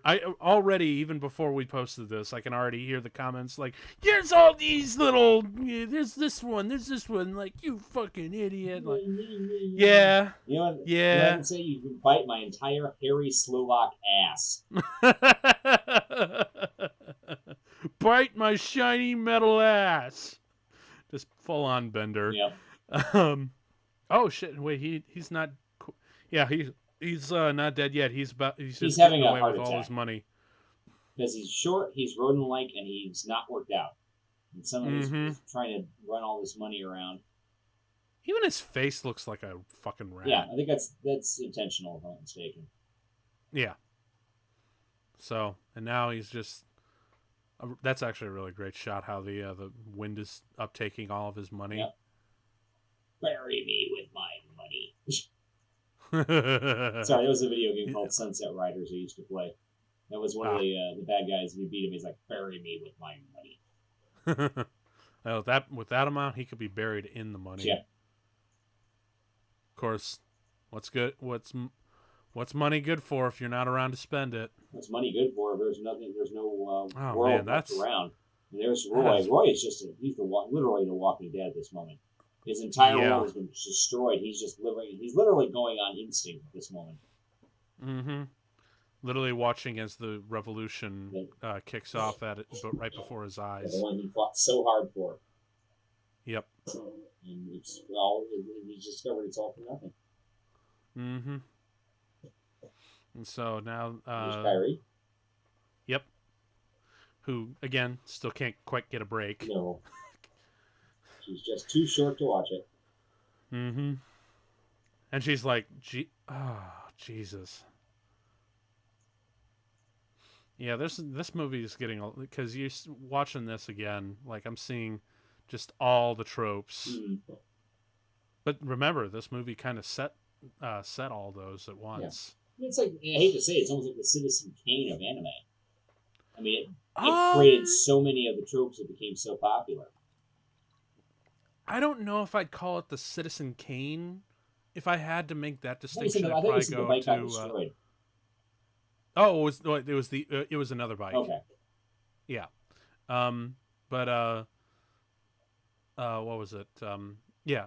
If I had to actually say the Citizen Kane of anime, that's probably gonna go to Hayao Miyazaki's Spirited Away. That's just me. Yeah, I'd actually I'd go farther back. I would go with some of the work done by what's his name, the Godfather of anime. Hold on. Looking it up. Well, he did like the King of the White Line. I'm gonna butcher this. I apologize. Osamu Tezuka. Okay. That did created Astro Boy, King of the White Lion, Blackjack. Oh yes, okay, I know who you're talking about. Yeah, because he was actually. Here's the part that can really you want to piss off a Nitaku. You tell him that the Godfather of anime, the guy who basically created the look of anime to this day, Osamu Tezuka, was heavily inspired by Disney. Yeah, you would piss off a lot of otaku. And it's the truth. He was actually a huge fan of Disney's work. And actually, Kubrick was a huge fan of Tezuka's work. He actually asked him to come and work on the when they were making 2001. He wanted to come and be a visual artist on it.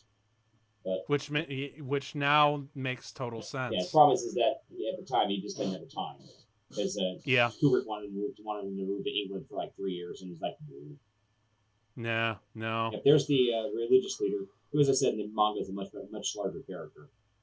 Mm-hmm. And here he just gets wiped the fuck out. Mm-hmm. Man, some of the detail on these military equipment. One thing I do like about this manga, about this anime, yes, they look Japanese. How many anime they just look like westernized or Caucasian? They actually look like badass Japanese.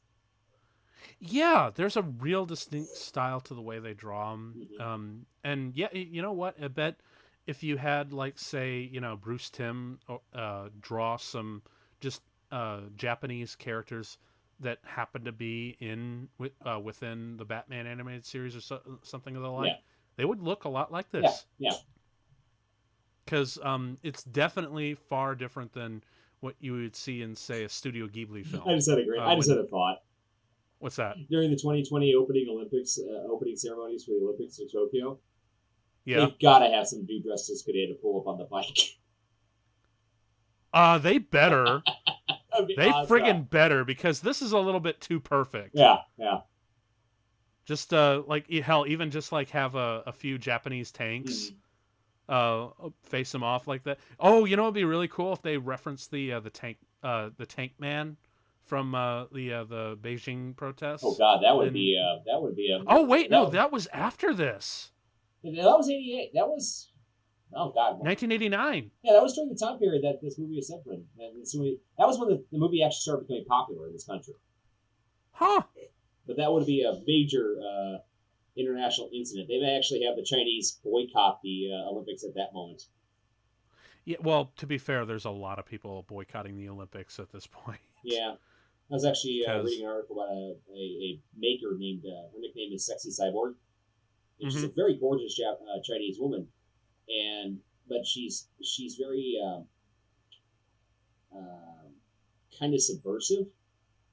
And that's just trying to show that women not only just beautiful, but women in general can be as equal to men in China. And that's a very subversive idea. And she's got to be very careful how she produces her videos. Otherwise, she could probably go to jail. And, man, that's China for you. Yeah, unfortunately. I hope that we have no Chinese viewers. Yeah, me too. I honestly hope we don't have any Japanese viewers, because I'm sure they're like, what is wrong with you people? Well, all things considered, I mean, I'm pretty sure everyone's asking America that question right now. Oh, yeah. Oh, yeah. But yeah, still don't want to try to get too political, because Lord knows there's enough of that going around. I wouldn't even call Trump a super villain from a James Bond movie. He's too dumb. Yes, he is. Maybe Pence is the actual super villain. Is the power behind Oh, no. It's Jared Kushner, totally. Yeah. He's, as a matter of fact, just how I know that? Because he's the one who actually purchased Building 666 downtown New York in the biggest real estate purchase in American history. Oh. Like, if he's spending that much to get 666 in downtown Manhattan, and he's one of, like, in Trump's inner circle, like, yeah. Now, from what I understand, they actually did some actual filming. They did some rotoscoping in these sequences. I was about to ask that, because the way the pipes moved, it felt like some of it was rotoscoped. I imagine they did a lot of photographic reference, just not so much for the lighting, because I feel like the lighting, they were so acute, so in tune with the way they wanted the movie to be lit and to the way it wanted to move, that they didn't really do a whole lot of photographic reference for light, because they wanted a more animation style for that. Yeah. But as far as like movements, like like the crazy electronic movements, or some of the smoke, or the liquids that were moving, I can imagine that they did some photographic research into how it moved. Well, that's standard for animation in general. I mean, you go back and look at some of the photographic references they did on Disney's Fantasia. That yes. Some of the earliest things, like they put a huge pot of oatmeal out, and then they boiled it till things are popping and burping, and that became the sequence with the lava boiling up in Rite of Spring. Fascinating. Yeah.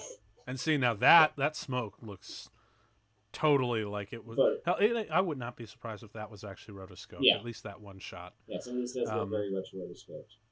Mm-hmm. It almost. It's not. This is rotoscope done well. This is not Ralph Bakshi's rotoscoping.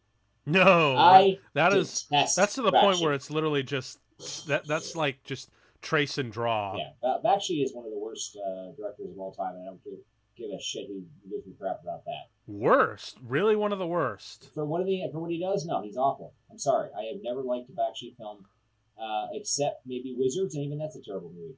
What about Secret of Nim? That was Don Bluth. Was it? Yeah. Was it? That was Don Bluth. That was the first movie that Don Bluth made after he had a number of okay. Him and a number of animators. I don't know why I was thinking that. Yeah, Ralph actually did like Lord of the Rings. Terrible Lord of the Rings. He did Fritz the Catch, which is unwatchable. He did Coonskin. He did Cool World. Oh god, that was terrible. American Pop, which actually, in my opinion, is the best of his movies. It's still a bad movie, but it's the best of his films. Okay, now right here is where we actually get some exposition. Yeah.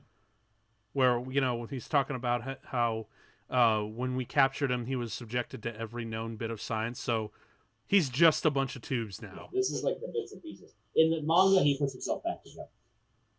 Yeah, so again, like you were mentioning, sort of like Dr. Manhattan does. It kind of happens later in the movie about that, because if you watch when Akira reforms and takes Tetsuo off to the next dimension, but it's never really clearly explained. Okay, because again, this is the most exposition we get in the movie. Yeah, where they're talking about how where we hear the revelation of Akira's current status, and of course, I mean, we still have an idea that even though they say Akira is dead, and that's what his savior's been reduced to, he's transcended a body at this point. And I also want to point out that they were talking about the SOL, the Saturday Orbital Laser. Yes. I was watching Mystery Science Theater 3000 about the same time this movie came out. So when SOL came up, I was like, it's the Satellite of Love. That's good. Yeah. Although I really love how they managed to, make that acronym work. Like it's also the sun. Yeah. Named after like I forget. Or it's a shadow. There is also a shit out of luck. Which would be very appropriate for how they're going to use that thing. Yeah. Because it's essentially just like a giant laser from industrial laser from a satellite. I love this. I love this zapper that he had. This laser cannon. Oh yeah. It's actually called the. Believe it or not, this movie actually has its own Internet Movie Firearms database page. Oh yeah. It's the Araska HLR-12X. Wow, they actually had a name for it and everything, didn't they? And they point out various guns and such that were used in this film. Well, I mean, isn't that kind of like also a standard thing? Because even on animated films, you'll see property masters. Yeah. And they're the ones that basically just draw them, just the props and all the items that the characters interact with. Yeah. Okay, cool. Yeah, it's amazing how it's amazing all the things that go into animation. Because you know what, animation ain't for kids, and if you haven't realized that by now watching this movie, then this movie is kind of, in my opinion, the culmination of the '80s adult animation boom. I mean, I'll take that. We had heavy metal, we had rock and roll, we had Star Chaser, the Legend of Korra, we had all the Miyazaki films of that time period. Like Nausicaa, The Valley of the Wind, which was absolutely butchered by Orion into Warriors of the Wind. Which is another completely different story otherwise, because actually that's what set up when Miyazaki's films started being distributed in the United States by Disney. In his contract, he wrote there would be no cuts.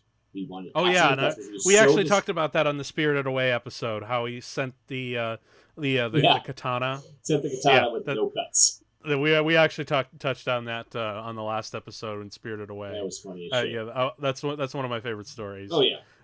So yeah, now we have a final showdown between Tetsuo and Taneda, which is just as epic as you would think, man. Like two brothers, Yeah. On a final showdown, and he doesn't hesitate at all to shoot him. No. And he understands how dangerous Tetsuo was, and he also wants to,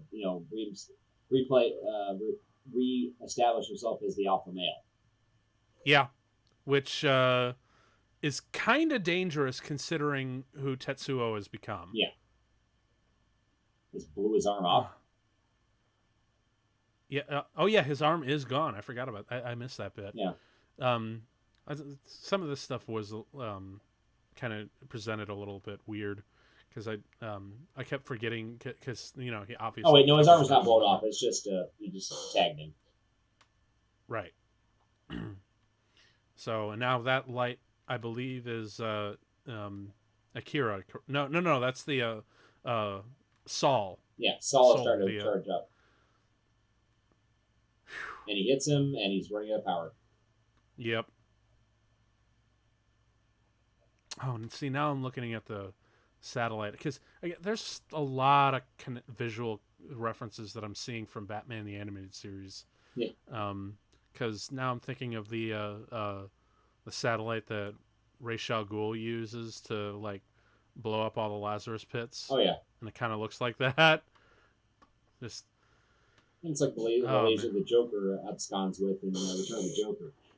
Okay. Mm-hmm. And here's the sequence. And here comes the SOL. There's this arm gone.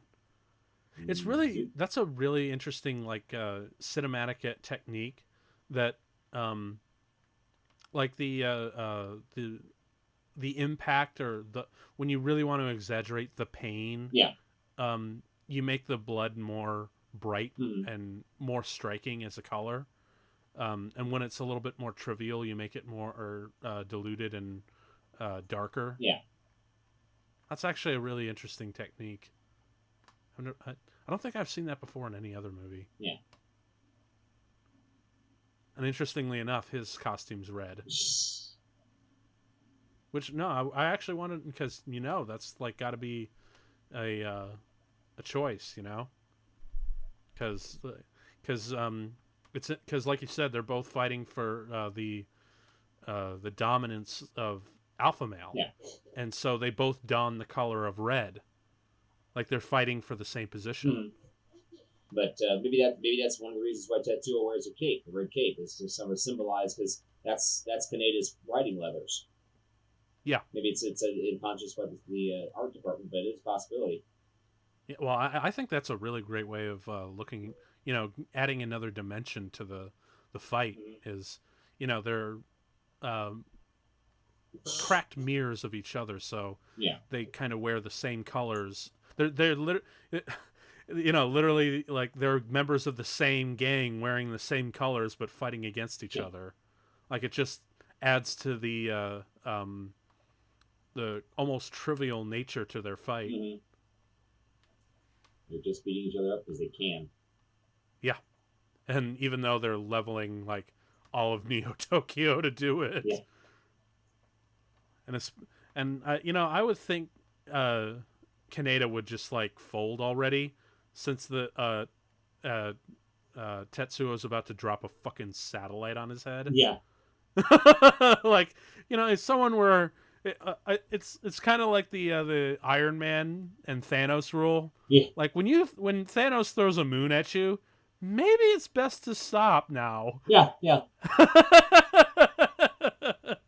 Maybe it should just be like, nah, I'll let y'all have this one. I feel bye. Yeah, I always felt sorry for this little bike. Mm-hmm. The little bike just like, fuck it, I can't take this. Dude, that was the animation on that was so fucking cool. Mm-hmm. And then, of course, now the Espers have an idea of when he reaches a critical point, they wanted to reach out and to bring him to, I guess, the light side. Yeah. That's not really the way I want to put it in terms of light and dark, because This movie's a lot more nuanced than that. Oh, it's God, yes. It's much more nuanced.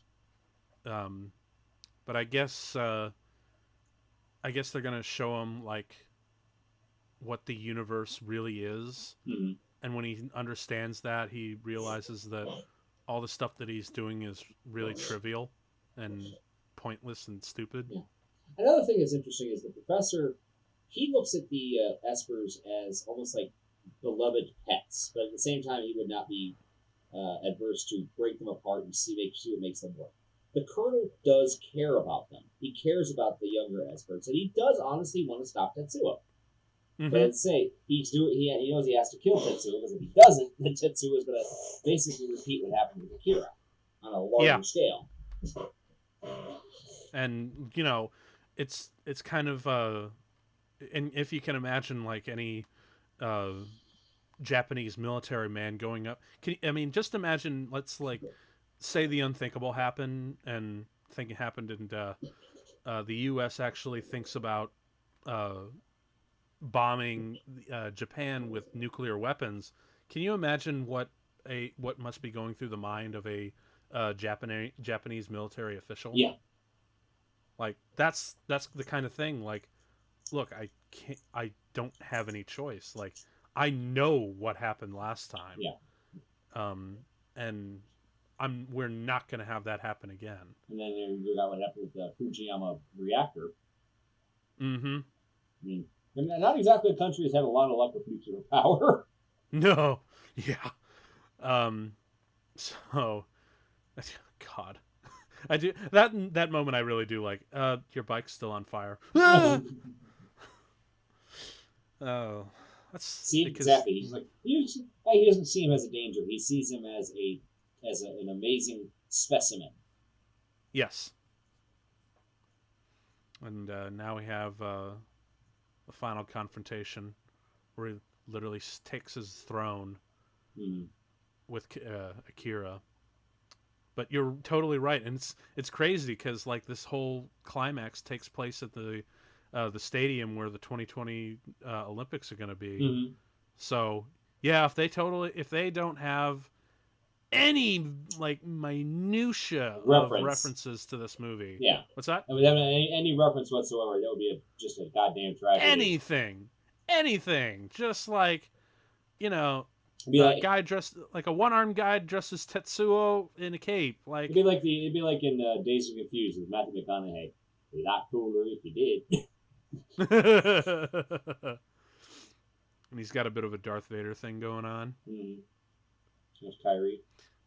I wonder if that's another thing that they took away from Lucas, like, because Lucas always talked about in Star Wars how machinery and mechanical limbs were kind of the symbol of a loss of humanity.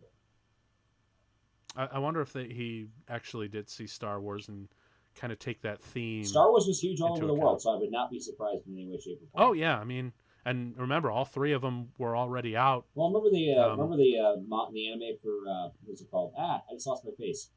Sorry. There we go. No, remember the Radish Con. I think it was called Daikon. That's what it's called.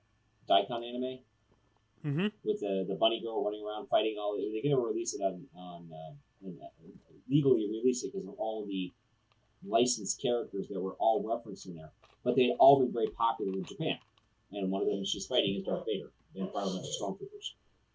Huh. So I would definitely not be surprised if Tomo was much inspired by this. Yeah. And this is a great sequence because it's showing the disease and him spreading. It's spreading, and not only is it spreading, it's a virus. Yeah. Literally like... it's a digital virus. A digital virus. I really like that.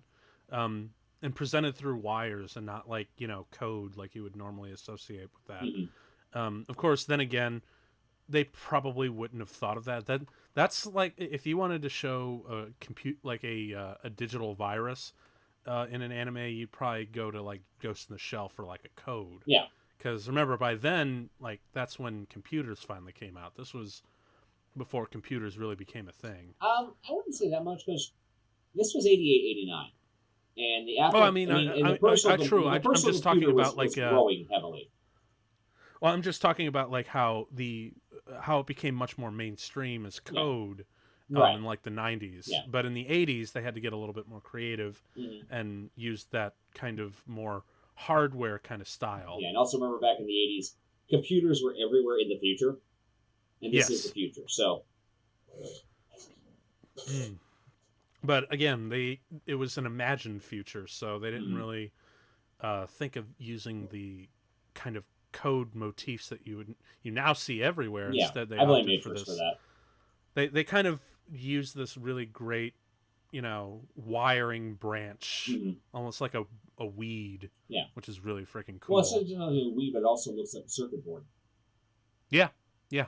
Although if they'd used a lot more angles and whatnot, that would have been really cool if they actually did like use very geometric shapes instead of more organic. Yeah.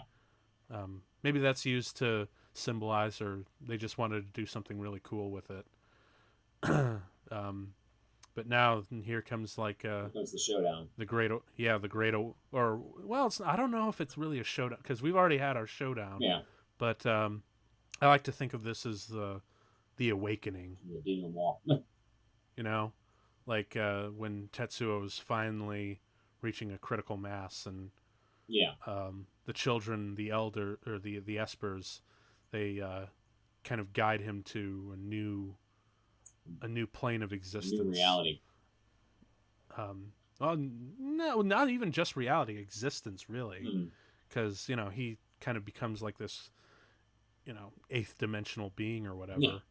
That is some crazy animation. That's hand drawn, man. Like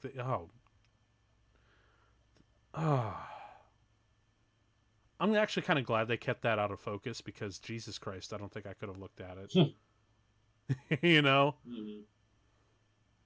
Because boom. Yeah, he looks like this baby thing. Like, you notice the fingers on fingers? Yeah. What's going on there? When he becomes an actual baby, he almost becomes like the Star Child at the end of 2001. Yeah, that's like exactly what I was... He's like a perverted version of the Star Child. Yeah, I mean, I was actually like kind of reminded about that and talking about that when you were gone. But yeah, like this movie is also because I remember they were talking about who Akira was and whatnot, and how he's kind of like the ultimate being that reached the highest level state of evolution. And that's kind of what the Star Child does at the end of 2001 does. Yeah, just reaches a new... Yeah, Tetsuo just hits it a lot more painful. Oh, Kyrie, run, Kyrie! I keep hoping. Oh, God, Kyrie just needs to get out. Seriously. This poor woman, she never caught, like you said, she never caught a break this entire damn movie. No. Oh, man, look at that animation. Squeeze. That's like and I do love that's a nightmare. Fade out. Yeah, that's another nightmare right there. Yeah, no kidding. This is some Cronenberg level of shit right here. Okay, this is the kids basically putting Akira back together. Yeah. And all kind of using Taneda as like a kind of guide. Oh my God. Here it comes. It's really kind of crazy how you can make, because I mean, I was talking about this on the like what Miyazaki was doing, although that's a different style entirely. There's beauty in the grotesque. Yeah. And they that's something that they definitely achieve, and it's really kind of amazing how in animation, especially really great animation, just like really great series or movies or whatnot, the grotesque parts are often the most beautiful in a weird way. Like a boil. Ugh. And the glass jars open up. Yeah. This sequence did give me some nightmares. Yeah. Because I do know that this definitely got a hard R when it was released in the U.S. I don't know if it did or not. I think it got a PG-13. No, I actually did some reading. It definitely got an R rating. Really? At least the 2001 re-release. Okay. Because I saw it, like I said, I was 15 years old and I rented it at my local store. No problems whatsoever. Akira. See, yeah, so there he is, put back together. Mm-hmm. I kind of, although, now looking back, I kind of wish we didn't see him. Yeah. Because that was really kind of the ingenious thing. Like, he is a godlike creation. Because, because when I first saw the movie, that was like one of the things that I really took away. Like, when we find out that Akira is essentially like nothing but glass jars, I'm like, oh, that's actually really kind of interesting. We don't ever get to see him. Mm-hmm. Like, he's such on a new level. He's kind of like the monolith. Yeah. Like, he has no form or anything. This is freaking cool. How he reverts back. Mm-hmm. Sort of collapsing in on himself. Oh, you know what's really interesting about this sequence, and especially even like the beginning? Mm-hmm. A lot of it's played with silence. Yeah. Well, remember, the kids actually knew Akira. They grew up with Akira. But he had grazed on a higher level than they ever did. Mm-hmm. But what I found kind of interesting about, playing with it, because normally you would put like a rumble or even like a hiss with like a light, the sound of light. Yeah. Especially omitting like that. They just shot the colonel was a good guy, so they shot him out of there. Yeah. So now they're like, you think we can rescue him? And of course they decide to, because, I mean, if he went in, they're probably not going to come out. But possibly, if they work together, maybe their combined effort could save them. But yeah, a lot of this sequence, most of it's played in total silence, which is actually kind of cool. Like, when you see this muted, obviously we're watching, not like you folks back home, but your mind tends to make certain sounds like this, kind of sound as the buildings kind of go up, like a rumble, and you hear all the pieces going, but no, it's there's silence. It's a vacuum. Yeah. Which is really a great choice, because, if your state of existence or reality or perception or whatever is going to literally a cosmic scale, then you probably wouldn't hear anything, because the majority of what you're seeing is just space. Yeah. And there is no noise in space. Which, honestly, I find, like, isn't that interesting? It's like almost scientifically accurate. Yeah. Like, if someone were to go into a new level of existence like that, you would just be in the absence of cocoon of silence. We'd be beyond your own five senses. Mm-hmm. And then, of course, we're going through Tetsuo's memories and his dreams and whatnot. Yeah. Oh. This actually kind of reminds me a little bit of the ending of Spider-Man Through the Multiverse. Or Into the Spider-Verse? Yeah. You're totally right, dude. Through all the different variations of realities. Yeah, you're totally right. That's fucking interesting. I didn't think about it like that. I just saw the movie, so it kind of reminded me. That is pretty cool. Although, to be fair, like, well, I mean, they had the Japanese anime, the Penny Parker, in there. So, wouldn't be surprised if they decided, let's take all the psychedelic stuff that we've ever seen and throw it at this movie. Well, you do know who invented Penny Parker, right? And this movie was no exception, at all. You know who invented Penny Parker? Who is that? Gerard Way, the lead singer of My Chemical Romance. Get the fuck! Oh my god! Yep, he was one of the characters he created. Wow, I'm surprised he didn't ask to do a like a music number for that movie. Well, the bands broke up, so I'm not surprised. So they released. Well, I mean, you could still do like a solo project. Yeah. That's how it is. Okay, but yeah, so now we're mixing between the two of Akira and these Esper's lives, and then we're going to look at Tetsuo and the lives of Tetsuo Kaneda.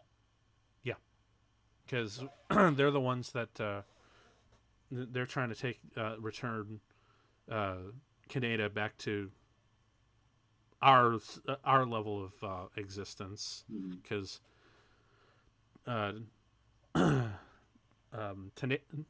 I don't remember. I don't remember in the. I know that they basically treat them as children from their childhood up to now. Mm-hmm. But I don't remember if it's because their powers or not. If that's why they're so old looking. I don't remember that. I know there's some sort of explanation in the manga, but I can't remember what it was.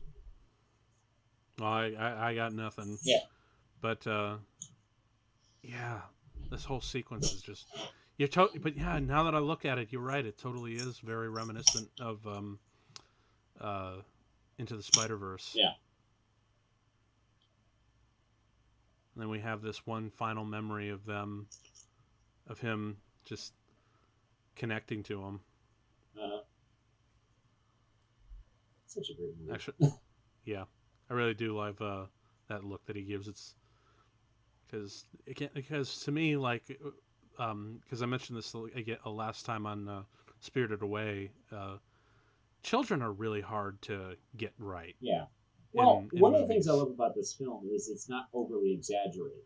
You watch a lot of anime from the time period. There's a lot of wild takes and crazy posts and such. But this is actually, even though it has to work within its own twisted logic, it does look reasonable.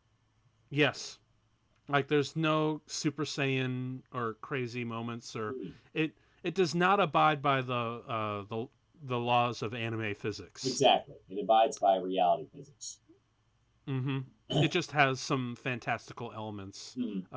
There's some sequences. I mean, when Tornado's like tumbling through the rubble and shit. He probably should have broken something, but I'll give him that one. By the way, if any of you haven't read the anime laws of physics, Google it and hilarious.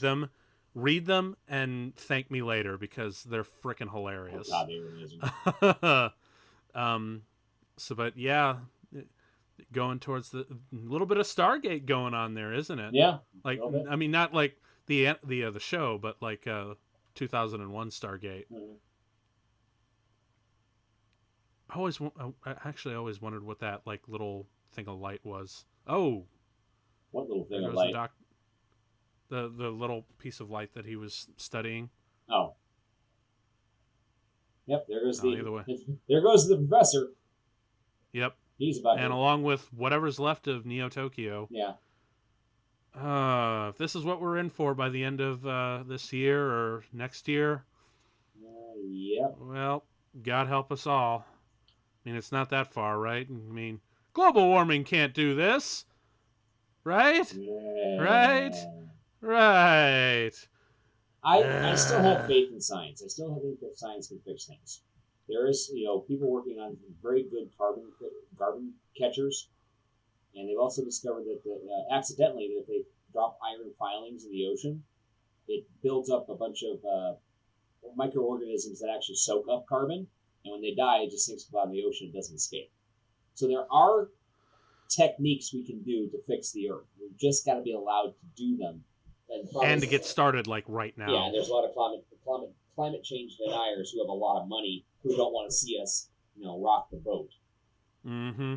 Because actually, I remember a couple years back when the 2012 Olympics were going, and we all thought that the world was going to end 2012. Yeah.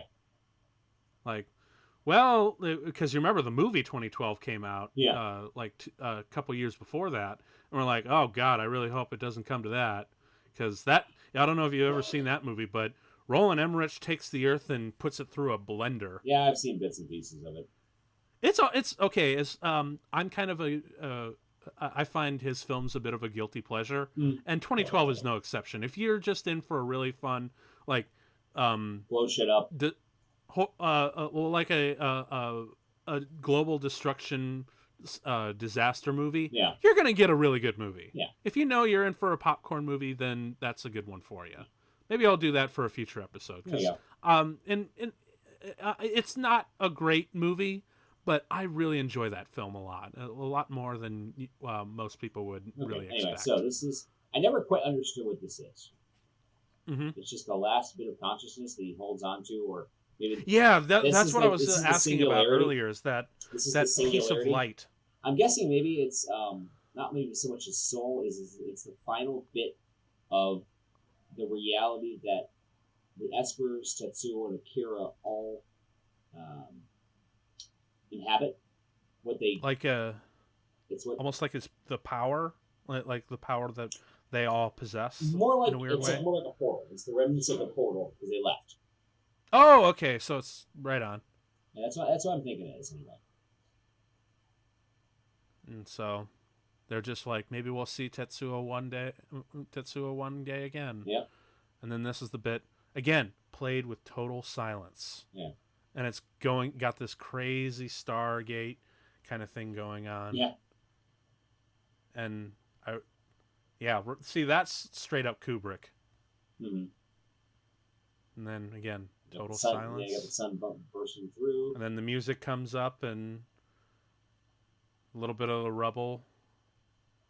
Coming in, actually, did you notice that the rubble there, it's the same kind of rubble that we saw earlier, but now it's just going in reverse? Yeah. Yeah, that's cool. And we're traversing through the universe. The poor bike. Roll. The poor bike. Yeah. And they just showed off because his bike's in great condition. My God, it's full of stars. But yeah, and then we have the great music to close the movie. Mm-hmm. Which I'm actually curious because because I've got so many soundtracks to sort through, but I don't know if you have it. Do you? I do not have it on FLAC. No. Oh, well, I mean, do you still have it like just as like a bunch of MP3s or a CD or something? Yeah. Definitely. Good, because I'm pretty sure I have it too. I just haven't sorted it out because my files are kind of all over the place, especially the music ones. I file religiously. It's almost like I have a very mild case of OCD, but I've managed to limit it to my computer. Everything has to be where it has to be. Yep. Yeah, everything has its place. Yep. But yeah, amazing film. But yeah, folks. I mean, there's nothing else to say, really. I mean, we talked this movie to death.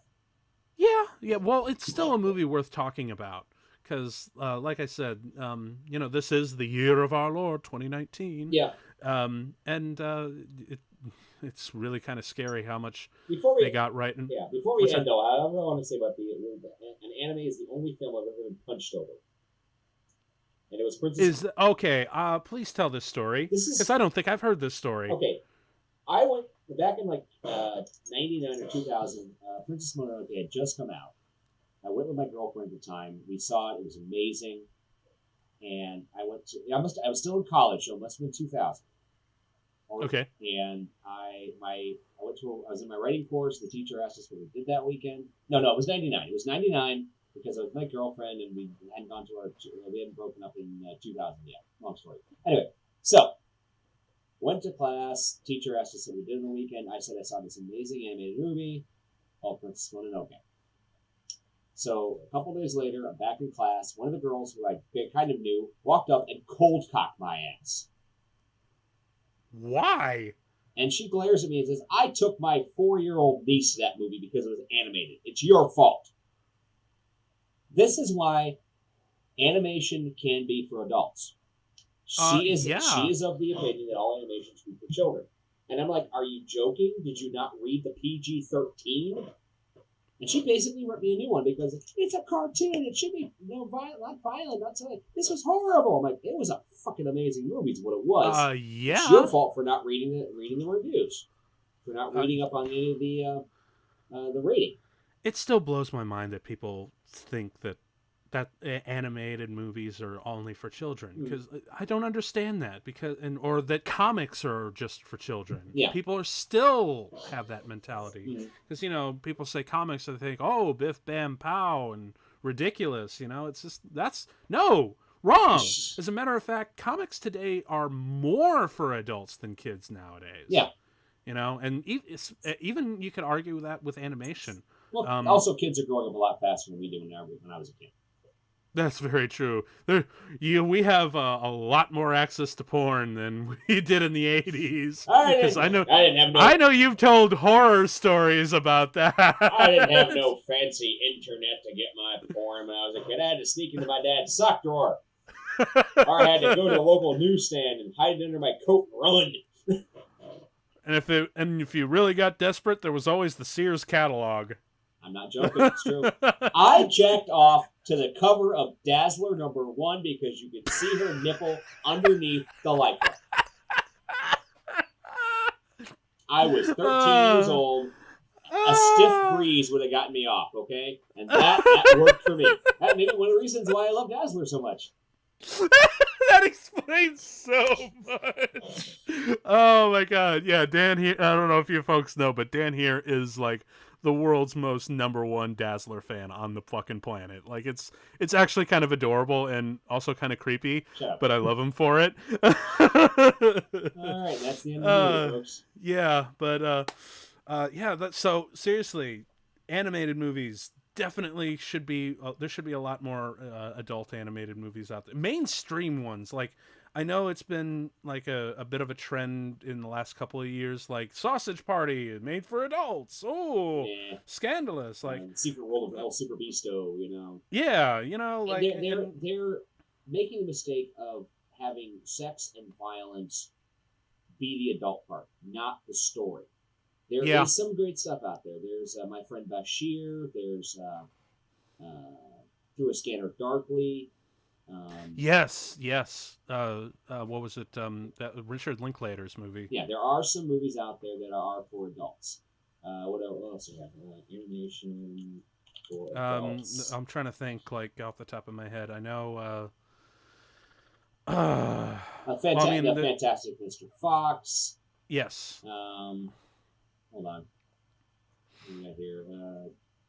Grave of the Fireflies is definitely really good. Okay, yeah, you just brought up another thing that I wanted to talk about, because if you remember very clearly when Grave of the Fireflies came to the U.S., it was as a double feature with My Neighbor Totoro. Oh my god.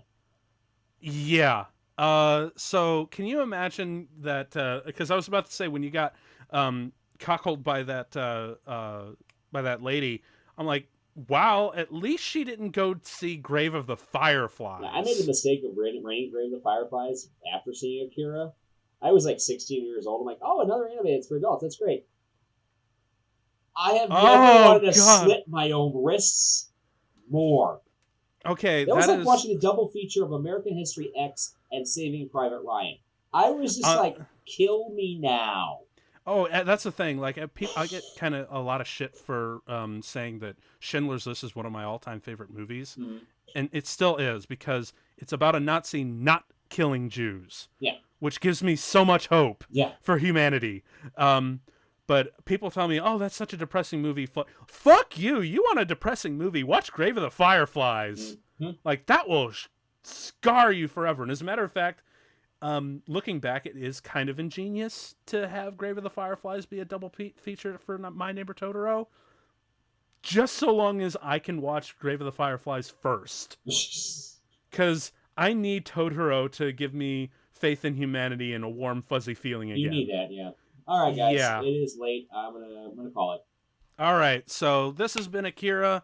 Hope you guys enjoyed, and of course, like and subscribe and share, and join us next time, because we're going to be doing a bit of more of an anime thing going on for the rest of the week. Although, interestingly enough, next episode, I'm not going to give it away, but it's going to be Japanese animated inspired, but it's not animated. Ooh. Aha! Follow me intrigued.